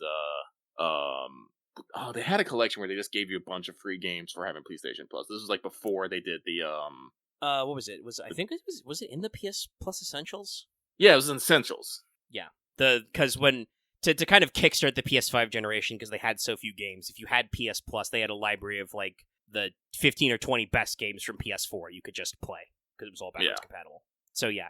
Which I want to say, despite the fact that he also has rambled about some other things on the internet, I don't think that guy was wrong about that one. Like, no, you have to support games financially if you want them to get sequels. Like, that, putting it on PS Plus does not necessarily translate directly into sales numbers. Yeah.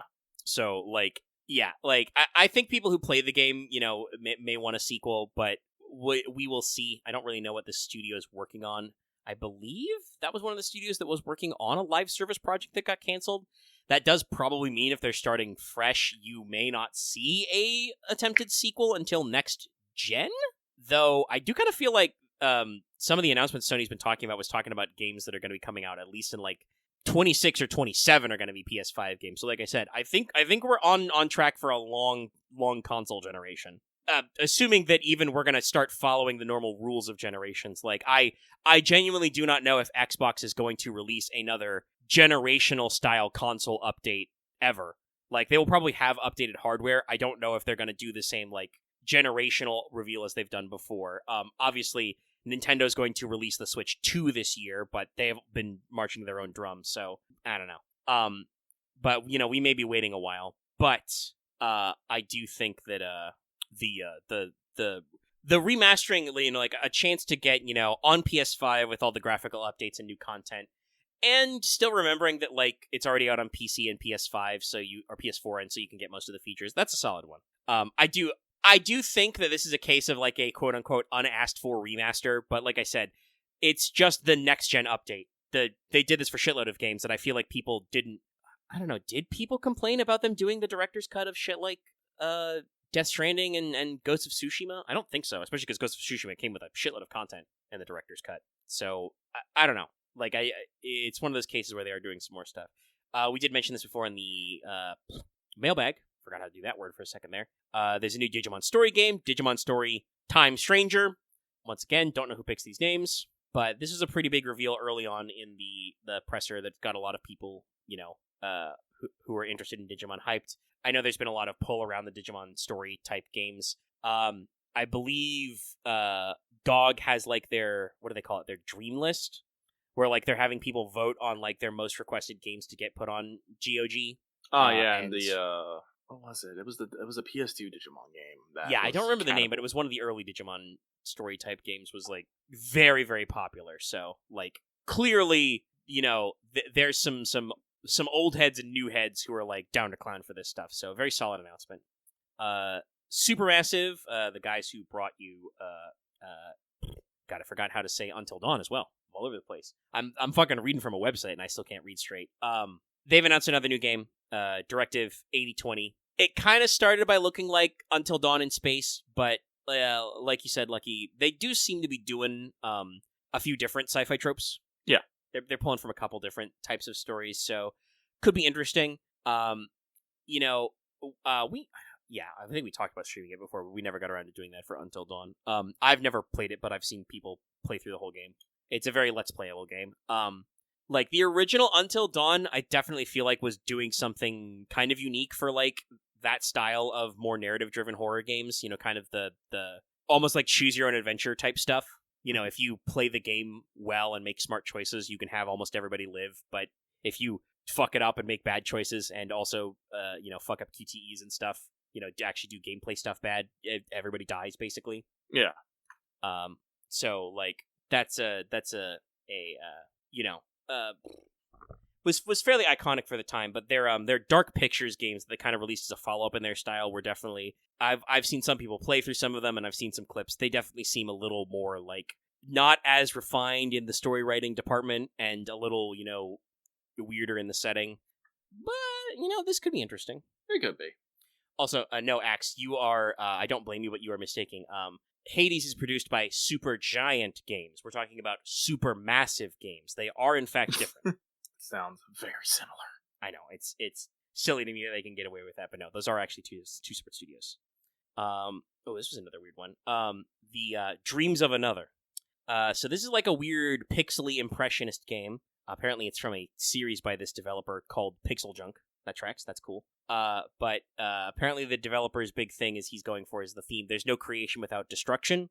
So it's a shooter game where you shoot ambiguous, vague clouds of pixels and have them turn into solid objects. So you create by destroying. So seems fun. Seems funny. No, I want to say, sorry, there's a couple of patrons comment about this. I want to clarify. I don't blame anybody for mistaking them, but I want to state for the record that those are two separate studios. They just have very similar names. No, trust me, I made that mistake as well. I was like, wait, and then I was like, wait, no. But yeah, Dreams of Another seems funny. They're making another Five Nights at Freddy's game. I can't believe they've done this. They're doing it. We got a more in-depth trailer for that one game, Hell Is Us. It's had some interesting previews before, but also I said this before. The developer, talked about they kind of talked about their kind of vision for the game, and I said before it sounded a little pretentious. They're like, no, we're taking you back to the time when you didn't have an in-game map. Oh, you'll have to remember your quest objectives and your storylines on your own. And like I said, I'm just like, man, I don't know if I got time for that. What happens if I put the game down and then I go do something else for like 8 hours and I don't fucking remember what you told me to do? But I guess you die.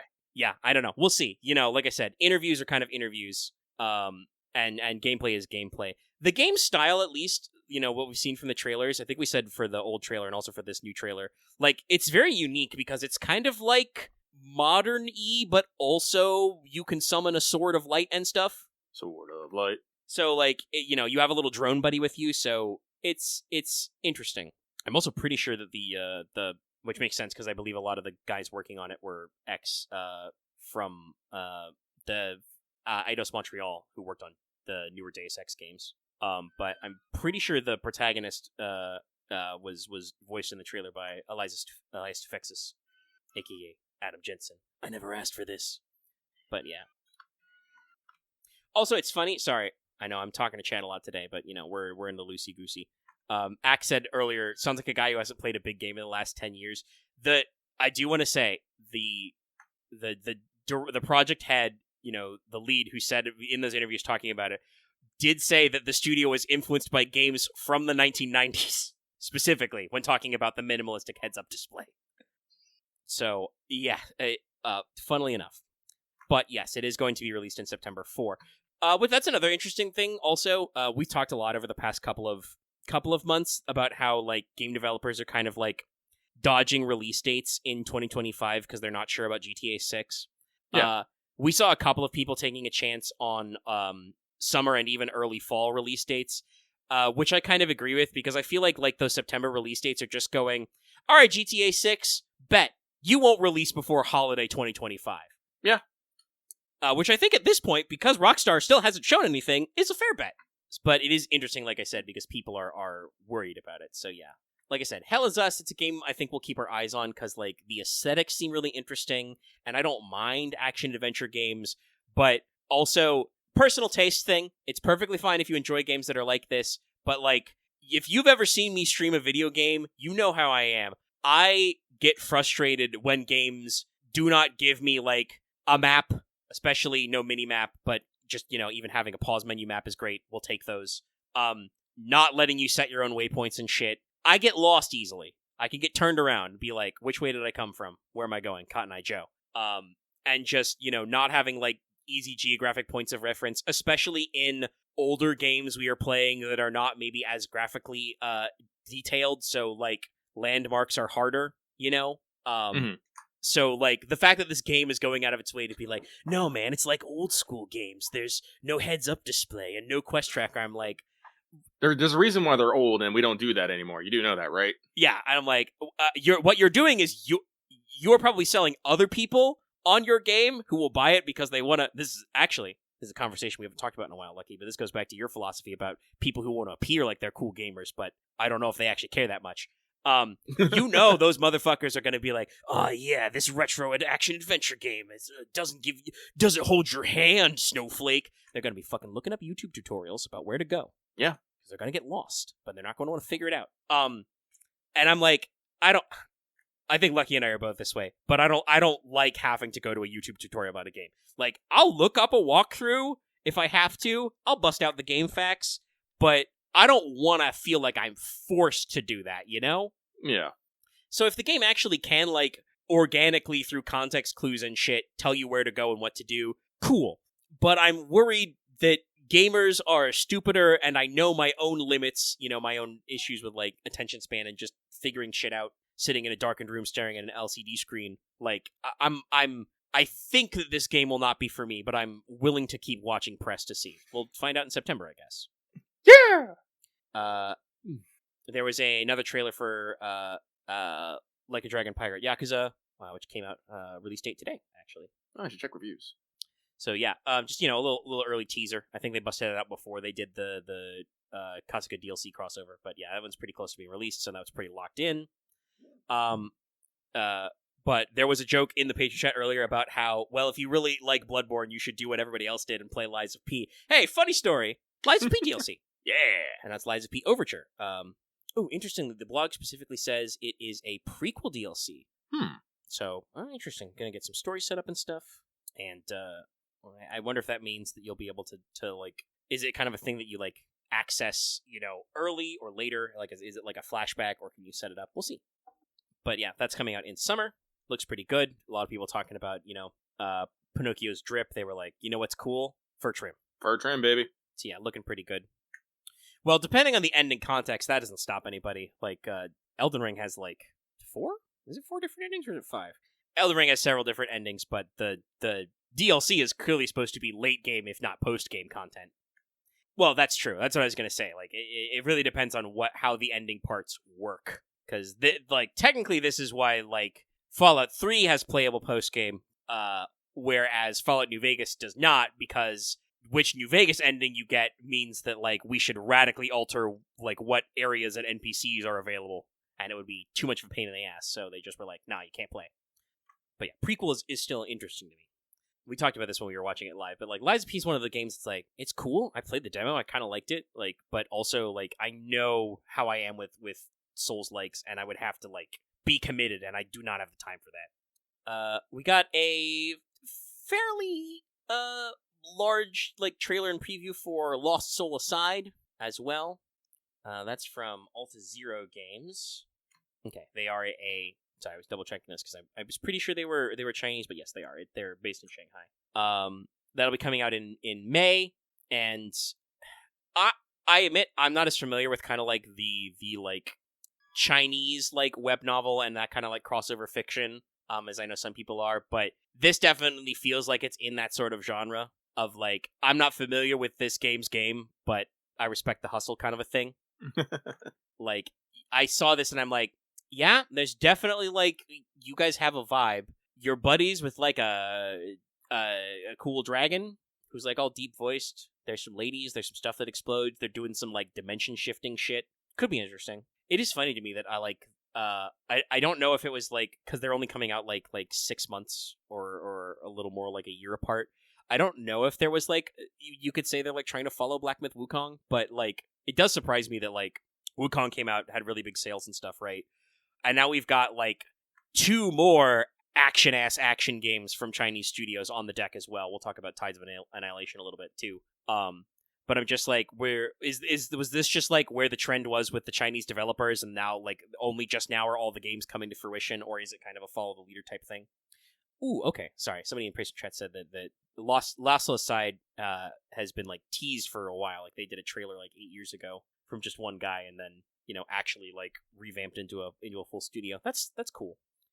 Sorry, the blog has like the like pre-order bonus list, and I'm like, that's very funny. Your pre-order bonuses are original outfit from the earliest trailers. Okay, cool. Starter pack of in-game currency. Bundle of healing potions for early game fights. Interesting. Oh, sorry, I just looked at this. They're saying the price is only $60 for Lost Soul Aside. That's interesting. The digital deluxe is the usual $70. Makes you wonder if that's going to be maybe a little more compact directed experience. I was assuming so. Yeah. There was a trailer for a running, jumping sci-fi shooter game, Metal Eden. It was a reveal trailer. It's coming out on May. I did not understand anything else about the game other than that you run and you shoot.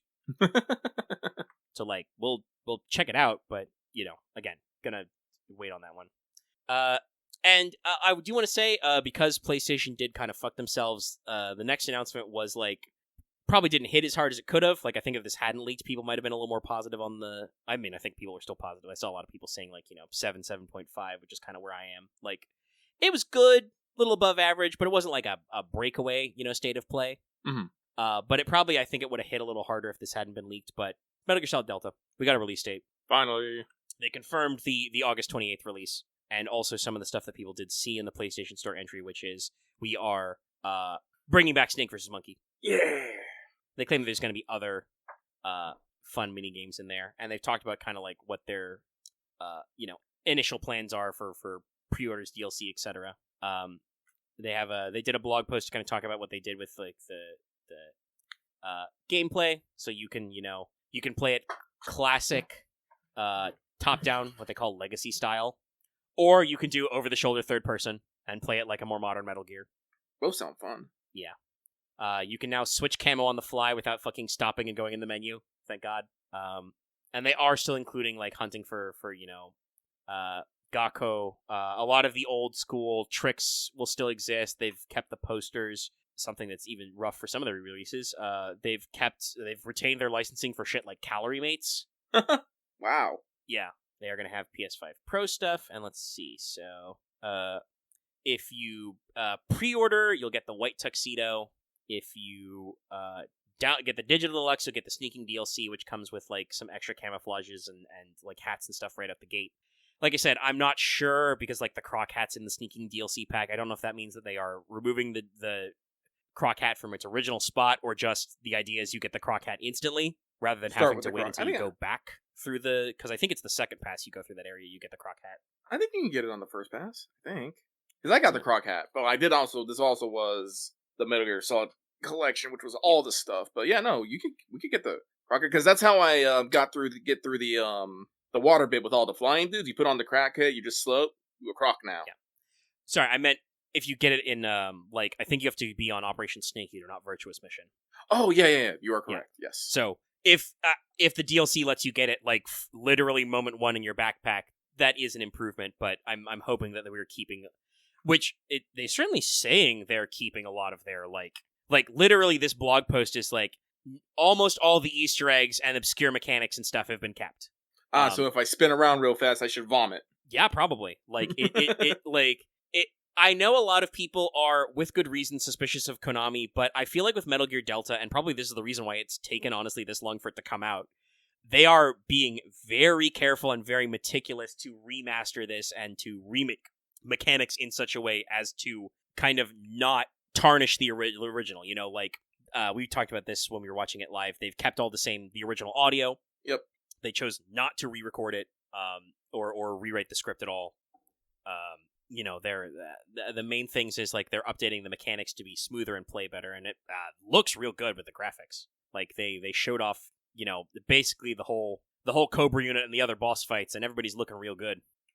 Got the ends, freaky eye pop. It's great. So yeah, that'll be a good one. Looking nice. Next on the blog, I should say, is Mind's Eye, which was kind of an interesting trailer. They had like a story trailer that was a little generic, but did at least kind of sell the setting. They're doing some new future stuff near with like implants and whatever, reminding you not to take the Elon Musk MindLink chip or whatever the fuck he's calling it. Do not put that shit in your brain. It's a bad idea. But like actual gameplay stuff. Let's see. Sorry, I'm double checking what he was working on. So okay, so Leslie Benzies is the name of the project head. He used to work at Rockstar North. And he was a like producer and director behind basically every GTA game from 3 until 5, and also was like project lead designer on the original Red Dead Redemption, directed the original Manhunt, that kind of thing. So Mind's Eye, I guess, is kind of going for like a little bit of a, I would assume kind of a, I don't even want to say a near future GTA, but like a near future Red Dead? Like, based on the gameplay footage we saw. Like, maybe not quite true open world, but could be. But definitely, like, drive around to action set pieces, shoot guns, hack brains, that kind of thing. Let's see, they're saying there's going to be, like, on foot, behind the wheel, in the air, so there will be flying mechanics. It's coming out sometime in summer, so could be interesting. For the most part, the gameplay looked kind of, because there was no HUD or anything, right? It looked kind of like normal third-person shooter stuff. Yeah, unfortunately, they didn't really give a lot to judge. They did show off, like, some guns and some shooting, but, like, all the gameplay was you driving or you shooting. Like, I don't know if, like... The blog says they're including in-air, which is cool, but they didn't show any of that. I don't think there was any helicopters or planes or anything. And like I said, the shooting looks pretty normal for a third-person shooter. You shoot guys, stuff explodes, you hide behind cover. Presumably because of the themes we saw from the story trailer, like, you can, like, hack people's brains and make them explode or something. But, again, because there was no, like, UI in the trailers, it's hard to judge, like, how that'll work or look. There was some driving they showed. They've got some high-detail graphics. Looks like you can, get pretty fast and active, but I don't know.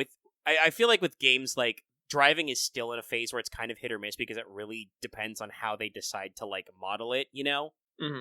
Some games drive really smooth, other games are a little more fiddly, so I guess it's just a thing we're going to have to wait on. Capcom had several big hitters. They announced that they are re-releasing Onimusha 2. Yep. It's going to come out on, a new remaster will come out on PS5 and PS4 in May. And then we had extra detail on the new Onimusha Way of the Sword. Yeah. Great news for us. They confirmed that the protagonist is Miyamoto Musashi. Actually, what's even better, that face capture is actually from a famous actor who did in a lot of Kurosawa films. Yes. They actually, what was his name? Shit. They based it off of Toshiro Mifune. It was Toshiro Mifune. I knew it was Toshiro. I was like, what was this fucking? Yes, Mifune. And if you, like, look at photos of him, in his prime time, you'll recognize it. Yeah, they clearly modeled the Musashi's face after that. But, like, that is just a really good, like, pull for them.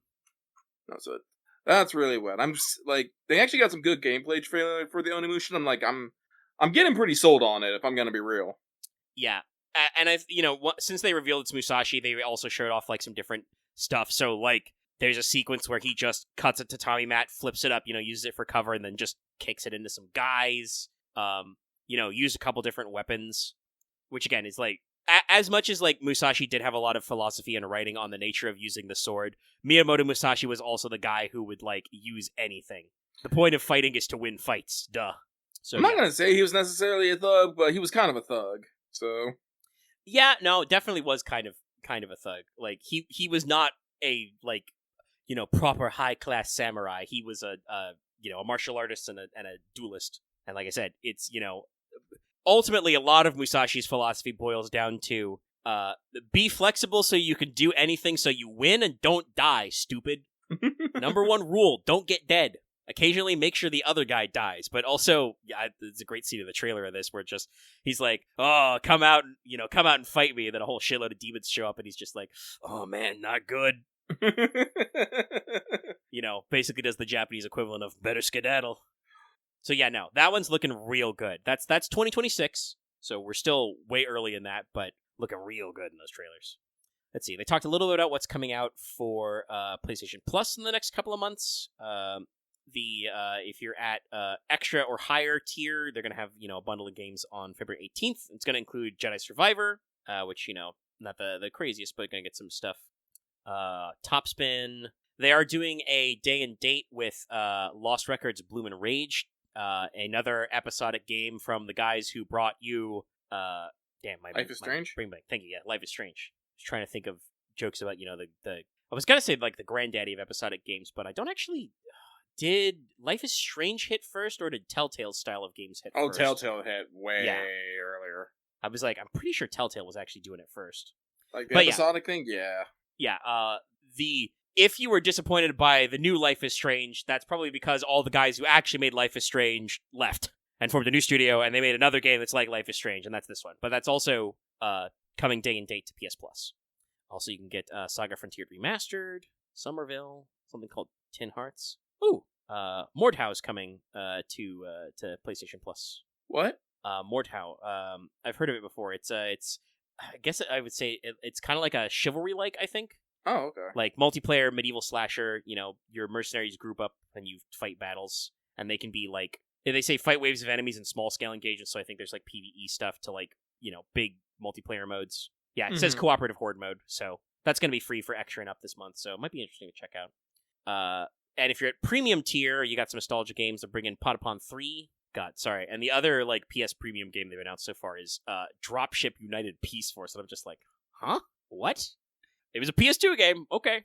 But they also announced they're getting some other day and date games, which are pretty interesting. The first one is sometime coming out in the spring is Blueprints, which is a kind of puzzle exploring type game. But the main thing is that you kind of build this mystery mansion you're exploring as you explore it. Like you open new rooms and add them to the board. So doing some interesting, adventure walking game type stuff. And then the one that I was like, oh no. They announced day and date for Abiotic Factor, which I think maybe on early access already on PC. Like I feel like I've heard the name before, but it's a 6-player survival crafting game where you're stranded beneath the surface and have to deal with an underground complex full of monsters and machines and shit that want to kill you. And I'm just like, uh-oh. I'll have to see, because there's like, especially with the crafter survivals, there are usually, those kind of games just play better on PC. It really does depend, like, what the system is. Like, some of them translate fairly well to controller, some of them don't. It looks like it's kind of got, like, the first-person shooter type format. Like, first-person perspective, and you do get, like, ranged weapons. So we'll see. But it is one of those things where, like I said, revealing that it's coming day one for free on PS Plus is kind of one of those moments of like, uh-oh, we might be in danger. We might be in danger. We are still in the Vintage Story hole, and I don't see myself getting out of it anytime soon. No, I mean, Vintage Story, like, well, I mean, we're progressing real good with Vintage Story, but also there's still so much more Vintage Story. Another one they did announce, sorry, they didn't give, I would have mentioned this earlier, but they didn't give it as much fanfare, but they're saying that in future PS Plus Premium, they are re-releasing the first 3 Armored Cores. There's going to be new PlayStation, ports of Armored Core Project Phantasma, and Master of Arena. They say launching soon, so I would guess next couple of months. Nice, man. VS is great. We're going to go back there when this episode's done. Let's see. One of their early announcements was this side-scrolling Shinobi Art of Vengeance, coming out August as well. Kind of a retro clone, side-scrolling beat-em-up hack and slasher. That's pretty good. From the team that brought you Streets of Rage 4. So yeah, looking nice. Like a compact little one. And I do believe that this is intentionally a reference to the older Shinobi games. Like it is much like Streets of Rage 4. It is a follow-up to a retro franchise. They showed a new trailer for Sonic Cross Worlds. Have fun playing Mario Kart but with Sonic. But also, I just say, as usual, I find it really hilarious that Sonic has racing games with cars. They did that story trailer about Split Fiction. That's another game that's like, I want to keep my eye on from the, It Takes Two team. got confirmation of first of all the rough period of the Stellar Blade PC port, and also they're finally doing the Nikkei crossover DLC. Yep. So both of those will be in June. Good news for them. Yeah, the Shift Up has gone on to say that they're trying to treat Stellar Blade like a live service game in which they give constant updates so that the game lasts longer, but without, trying to nickel and dime people by, buying, like, in-game currencies and whatnot. And yeah, they're not trying to hit you with, like, a costume shop that rotates every month or something. They're, like, working on continual content packs, which is, I think, honestly, pretty fair of them. And also, it's one of those things where, like, honestly, trying to do things in that kind of state is probably more familiar to them, because I feel like it's not their only big game, obviously, but, like, would you say it's fair to say that Nikkei was probably their previous biggest hit? Well, honestly, possibly still bigger than Stellar Blade? I don't know. I think Nikkei gets a lot of publicity in areas. Like I said, they've worked on a couple games before, and the CEO has even worked on, like, some games before like forming Shift Up. But like D-Child, like, never super took off. Like I said, it got sunsetted pretty much, like, mid-story, because I think pressure from Tencent to focus maybe more on Nikkei caused it to close early. But no, Nikkei has been pulling fairly big numbers. Like, I think it stays generally in, like, the top 10 to 20 in revenue, like, every month, I believe.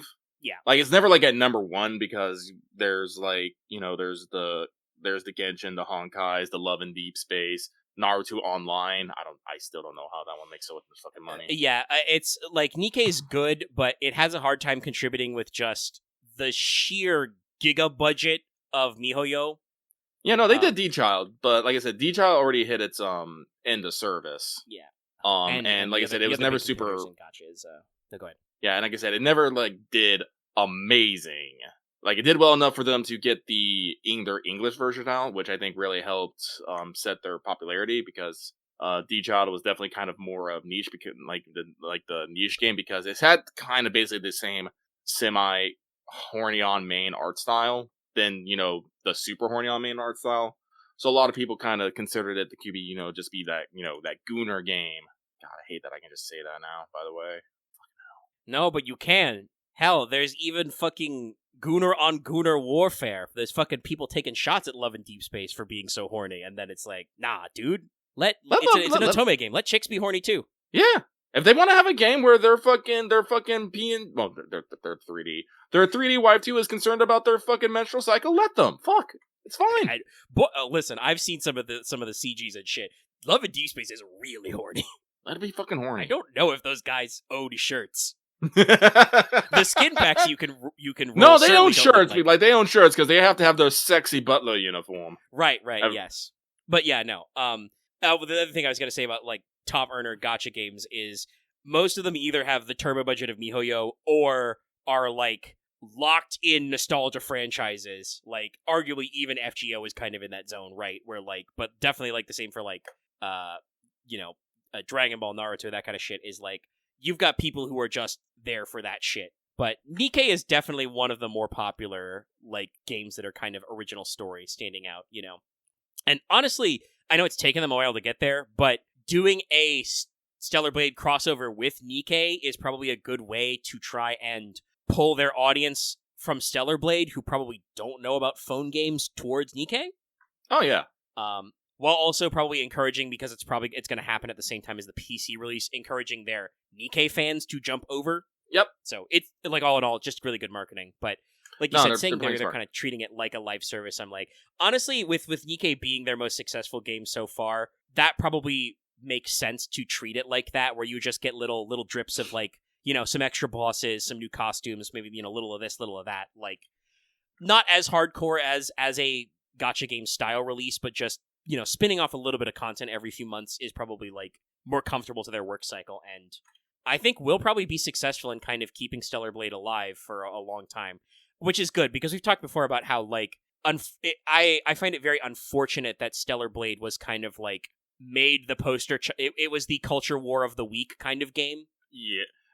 I still see it trending. Basically, anytime someone wants to call in video game model beauty, Eve always gets dragged back into it. Every single fucking time. I'm like, guys, can you let it go? And they're like, no, we cannot let it go. Yeah. So, like, I think it's good to give them a much longer pull. Especially because, like, I know obviously people are mostly talking about how, quote unquote, how horny it is. But, like, I feel like, guys, action games are coming back. Because there's a shitload of them in the can. Let's see. We got a release date for that Midnight Walk game, which is going to be in VR and not VR. It's coming out May. It's the whole game that they modeled entirely in claymation. Looks intense. Yeah, looks real freaky. But you might expect that from a game that can also be played in VR. But speaking of action games, another one that we've definitely both been pretty keen on is I think the first ever reveal of Tides of Annihilation. Yeah. So this was first shown in I think this was a world reveal. I feel like I would have heard of this game before because it's well, first of all, they had today they released or day after, I think it was yesterday, but day after the State of Play they released like an 11-minute gameplay teaser. Mm-hmm. But this is a game where you switch between the magical mystical realm of blown the fuck up London and a magical realm, but the powers of the game and the story of the game are tied to Arthurian legend. The player character is Gwendolyn, showing you that you can copy good ideas. Imitation is the sincerest form of flattery. Our primary villain appears to be a hot Mordred. That is the evil blonde woman from the trailer. You have an ally who turns into a bird, who's a young lady named Ninian. I think they spelled it slightly there, so it's probably supposed to be like Nimue kind of thing. The main character is Gwendolyn. And you summon some ghost knights to do some stuff. It looks good. Like, they had a pretty strong trailer showing off their stuff. They've got some very solid voice talent coming out. This is another one by a Chinese studio. So, like I said, I got a couple of those breaking the mold, but it looks good. And I watched through the gameplay demo for the most part. I don't know if it's just because it is a early gameplay trailer and may even have been of some tutorial segments. I do kind of feel like some of their tutorial style dialogue's a little stilted. Like, I want to say this: the gameplay I watched looks very much like we're definitely firmly in the Devil May Cry Bayonetta sphere. Mm-hmm. Alternatively, in the Final Fantasy 16 sphere. I actually don't know how RPG related it is, but it has the very clean-cut diamond UI, and you switch between, it looks like, at least 3 stances for 3 different knights who are your stando. So there are, quick item usage for, like, healing and stuff. You've got, 3 colored bars, but it looks more action-oriented, so, you can double jump, you can dash, you can do a stinger. One of your knights the green one is an archer, so you can do, like, ranged attacks. They seem to have different elemental powers, the blue one freezes, that kind of stuff. But I do want to say that it definitely, from the trailer, it feels like it's obviously taking itself much more seriously than a Bayonetta or Devil May Cry. Yeah. And I'm gonna be like, that's not a deal breaker, but it definitely, like I said, makes some of the dialogue feel a little stilted. Like, we're real deep in it, but the gameplay looks fun. Like I said, it's got all the basics you'd expect from these kind of action games. You kind of quick change, stances, you do some stuff, you kill some enemies. There's a little alert for new waves of enemies approaching. They've got some platforming puzzle and some timing puzzles, some jumping shit. Hit a thing to reveal the platform type stuff, So all in all, looking really good for, like I said, a game that kind of came out of nowhere. Yeah. Yeah. So we'll be following that one. And let's see, did they give a release window? Okay, yeah. So you can switch back and forth between modern London and a more fantastical London. There's some really big guys. Obviously, anybody sees these games and they're like, Dark Souls, but no, it's definitely looks more action-oriented. There's no Souls counter anywhere on the UI. So it is not a roguelike, I think if you die, you just die and reset kind of a thing. There does appear to be, like, currency. There was in the gameplay demo, there was was it like fog station, I think they call it, or something. There is a, like, checkpoint or bonfire type equivalent where there is a button you can hit to rest. So, like, you will hit checkpoints in the world to, like, save your progress and heal up, which will probably reset minor enemies. But assuming if that's the case, that's probably good for you because you're going to need to farm currency to buy upgrades and shit. Upgrades and shit. I remember running, like, I think when I was playing Bayonetta, like, back on the PS3, like, when I was farming Halos for shit, there was, like, 1 or 2 levels I would do, like, over and over and over again to get them, you know? Like, It just is how it is. Yeah, I'm not seeing in the blog a release window, so I don't remember. It's, like, they're still in a vague state. But they've got some good-looking footage. So, yeah, that's the one that, like I said, kind of popped out. And I'm like, ooh, this is good. Let's see. We're getting a, roguelite Dynasty Warriors Abyss, they're calling it. Kind of like I said, looking a little bit like a Diablo, or especially you said like Hades, and then I was like, yeah, and then they showed some like little circles on the ground that if you stand in, you die. I'm like, oh yeah, no, that's definitely much more like Hades. But yeah, you can do. It says they say play over like 100 heroes, so it's gonna have all the Dynasty Warrior characters, I'm sure, and do shit.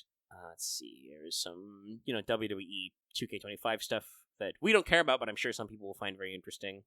And then the big finisher was a little bit of a surprise thing. Housemarque, who brought you Returnal, announced their next game, which will also be 2026, called Saros. They didn't have a lot yet coming out, but it was mostly like a cinematic introduction. But it's an action game. They've already clarified in blogs it's going to be different from Returnal. Returnal was like a proper roguelike, right? Yeah. Like you reset. Saros is not going to be that way. While you will, the game doesn't end when you die. It's not necessarily a run resetter. The world will change, but you do get to keep upgrades and currency to keep moving forward. Okay. So, like, leaning a little more rogue light in that aspect, it sounds like much more focused on action. Main characters being face captured by Rahu Kohli, who I've seen him in a few things. He's a cool guy. He was in iZombie, which was really cool, but also I've seen him like hang out with like YouTubers and stuff, so he seems neat. I got double sold on this game in the middle of the night because it was revealed from the presser. The planet this is taking place on is called Carcosa. There's a giant yellow man here, a king in yellow. There's dark stars. I'm like, we're doing some fucking Master Mythos shit. Yeah. So yeah, no. Definitely got more interested in that. But it's still a year out, so we'll keep an eye on that one. They said that an extended gameplay will be later this year. Let's see. I think that's everything that is on the PlayStation blog, and that's most of the big hitters. So, like I said, I'd say probably like a 7 or 7.5, like above average, not a crazy standout. Gave me some cool new games to look at. Yeah, it's like I was definitely thinking the same thing. It's like it was nothing stand out, but it's like nothing that made me go meh. Really.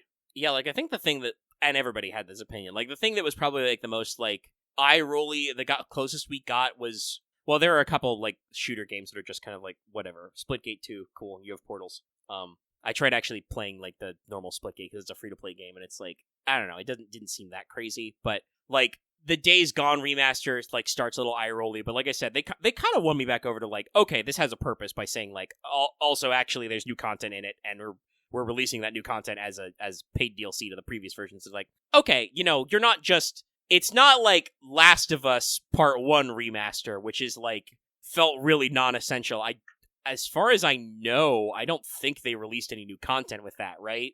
I don't think so, no. Yeah, it was just they bumped it up to PS5 quality, so, like... They might have done some accessibility tweaks and whatnot, and maybe some fine-tuning of mechanics, but nothing, like... No, like, new mode, new chapter, none of that stuff, No. So, yeah, that one was definitely, like... And, unfortunately, Sony's going to be carrying that weight for a while, because the gamers are not going to forget that. But, like, the Days Gone remaster actually seems like they're adding new stuff. Not only did they talk about, like, the thing you mentioned, like, they straight up said new accessibility features, new configs, but also, like, they're adding, speedrunning modes... a permadeath mode, and new horde mode mechanics. So like there's new options and content in that. I guess what games in like the PS2 and even PS3 era a little bit. Like when you would release like a special edition, right? Yeah, just a little extra sprinkle of stuff. So no, all in all, pretty good. Keep my eye on those games. What games did you like from the state of play, if any? Chat, let us know. Well, let's see. What's the clock at? A little under 2:40. Not turbo long, but it's also getting later in the day. Anything else going on with you, Lucky, you want to bring up? No, I've almost finished First and Only. Like I said, when I'm playing the vintage story, I usually put that on in the background. It gets good. I got like an hour left in the audiobook. Other than that, no, not necessarily. I've been getting through my gacha games. Everyone's doing their fucking Valentine's event right now. I am awash in events. But mostly, no, it's keeping my head down playing a vintage story like I am been doing right now. Yeah, I'm ready to fire back into the server when we get out of here. Yeah. Actually, no, I'll do my smart thing and I'll refill my bottle of water first. But yeah, Yeah. We hopefully, like, fingers crossed, nothing's crazy happened. But hopefully, we're gonna get back to rain this week. Like I said, I'm starting to go through withdrawals. yeah. Missing a week was like, I mean, we had fun because we played VS instead, but like we're all to not switch us up too much because we do want to go back to playing Vintage Story. But just as a brief aside, Rain is really interesting as both the GM and I know for you guys as the players, where like the game setting and the conceit of the game and what the rules allow with like companies and stuff like that sets you up for such macro level moves that like literally the characters and the players you guys are starting to plan out basically the whole rest of your character's year. Like it's like the in-game equivalent of like May. And you guys are, like, thinking about, okay, so in summer, we're going to do this stuff. And then in fall, we're going to do this stuff. Like, and the game really lends itself to that. But also it's one of those things where, like, you still have to get a little bit of, like, the interpersonal character stuff out of the way. Like, we have to, like, have these one-on-one interactions and these character building scenes because, like, otherwise the macro scale doesn't matter. I mean, yeah. Yeah. Like, saying it doesn't matter might be a little harsh, but, like, it's very important to set up your reasonings and introduce these plot threads that you guys are going to chase down. And I do want to say that I think the crew obviously does, I think anyway, all of you do, like the one-on-one interactions. Like, I feel like for the most part, they flow pretty good. I know that we've talked about off mic a little. Axe has trouble sometimes with scenes like kind of like off the cuff, feeling like he is, the leader in charge man. But I do think that even then, like as Lesluck, he has fun with, character interactions when they're more casual. So like we all like role playing, which definitely does not help us get shit done faster. But it's fun anyway. But also like you guys are still in a state where I feel like even though we've been playing the game for over 30 sessions, your characters are still like young and fresh enough that most of the characters feel like they have this kind of like, what do I want to say, desire for knowledge. Oh yeah. Like even Loth's character Logash, who is probably the most hands-off of the team, is like, he goes out of his way to say like, by the way, I will at least like he doesn't necessarily make a big deal role-playing out of it, but he will usually say like when we're stopping somewhere or something like, oh, I want to make sure to get some books on this stuff or catch up with my reading on this stuff because like as a character, he's expanding, his skill set. So even he is like, I want to make sure I have a chance to like look into this so that when I use these skills later, I know what I'm getting into kind of stuff. Mm-hmm. So like that's again why like it's taking so long for us to get back to macro, because we're having fun with character interactions. And also like, I don't know. Oh no, that's actually, you guys have, I don't want to say missed, but you guys have intentionally or unintentionally skipped a couple of choices for exposition. I know you actually talked about this like weeks after it happened. You were like, wait, shit, there was a guy from the Alchemical College at that last place. Why didn't we talk to him? Damn. Yeah, no, I definitely had that moment of like, yeah, no, I definitely had that moment. But like, usually when I pitch a softball for exposition, at least one player, if not all the players, will bite. Yeah, I meant to bite on. We talked about this in the last session. There was a childhood friend of the prince there, and I did not bite on it, and you were a little like, what happened? I was like, I'm sorry, I had the itis. I was sleepy. I did not actually fully register it. It wasn't as dramatic, but it was definitely similar to the moment where like you also had the itis that night. Wargman went into the pub, and then like when Comrade took a shitload of damage, you literally sat up in your bed like, oh shit, what? Hold on. Yeah, that happened. Yeah, it happens sometimes. Like other people have this too, where they're like, sorry, I'm just out of it. But yeah, no, we'll cycle back to that. We still have opportunity to get in that. But like I said, usually it's I really don't want to make it out like I'm some fucking game mastering mastermind. I just have a lot of experience with this, and I've read and written enough stuff to kind of know what players and readers will bite on. But I definitely feel like with Rain, I have a very good time of just like, when I want you guys to bite on something, I know how to like throw out the line, and I usually get a hit. Well, I will humbly, decline the acting troupe. I I'm pretty good at practicing lines in my head, usually before we do big dialogues or monologues. I'm thinking about what characters are going to say. I think when Enos decided, because you said ahead of time you were going to go like hit up Moira for her backstory, like I practiced like that whole week in my head what they were going for. I appreciate you think so, Axe. I sometimes do not feel that my voices are as distinguished. I know that you and some of the other players have trouble with range, and even the players who don't have trouble with range is like, legitimately, I think you could make a drinking game out of every time you, Lucky, and Dallas say out loud, "Shit, I lost my voice." Yep. Just like, oh, nope, that's not my accent. I've lost it. It's gone. Goodbye. But I try to give each character a distinct voice. I do not think I'm always successful, but I'm trying, at least. The lecturing stuff is correct. I spend a lot of time in the tank writing backstory and exposition and being ready to deliver to you guys the facts you need to do shit. Because again, Rain's macro scale is so dependent on like you guys understanding like what is within your power to do. Well, I do think you do enough to make it as like in the last session, like you said, you were literally role playing with yourself, two different people, and it was still enough for me as Lucky and Enos to go, there's something wrong here, and act upon it. Which again, you're talking to yourself at that, so you had to play distinctively two different people and put in enough subtext to not give it away, but necessarily clue it in. Because it was actually funny. I went back to this. I did that, and everyone's all like, "Shit, I want to roll empathy now." And I was like, "God damn it, people!" Yeah. A couple people jumped on the bandwagon of like, "No, you're right. Something's going on here." And then it came across very fun. But no, that I will definitely take that compliment. I am pleased as punch that worked out that well. Yeah, because that was indeed, as you said, the subtext and everything was absolutely intentional. So I am glad that it went over, and we'll get at least a little bit more of that in the new session. But yeah, we're all jonesing for Rain, so hopefully Sunday. Yeah. No more Super Bowl. No more Super Bowl. No more Super Bowl. The evil of Kansas has been defeated. We can all go back to normal. But yeah, if like you said, mostly been head down doing small stuff and checking in with Vintage Story. We'll get on back to that. We're gonna be a little under 3 hours, but that's fine. We've had some longer episodes, and this one's still gonna be like 2.5 long when I scrunch it down. Scrunch.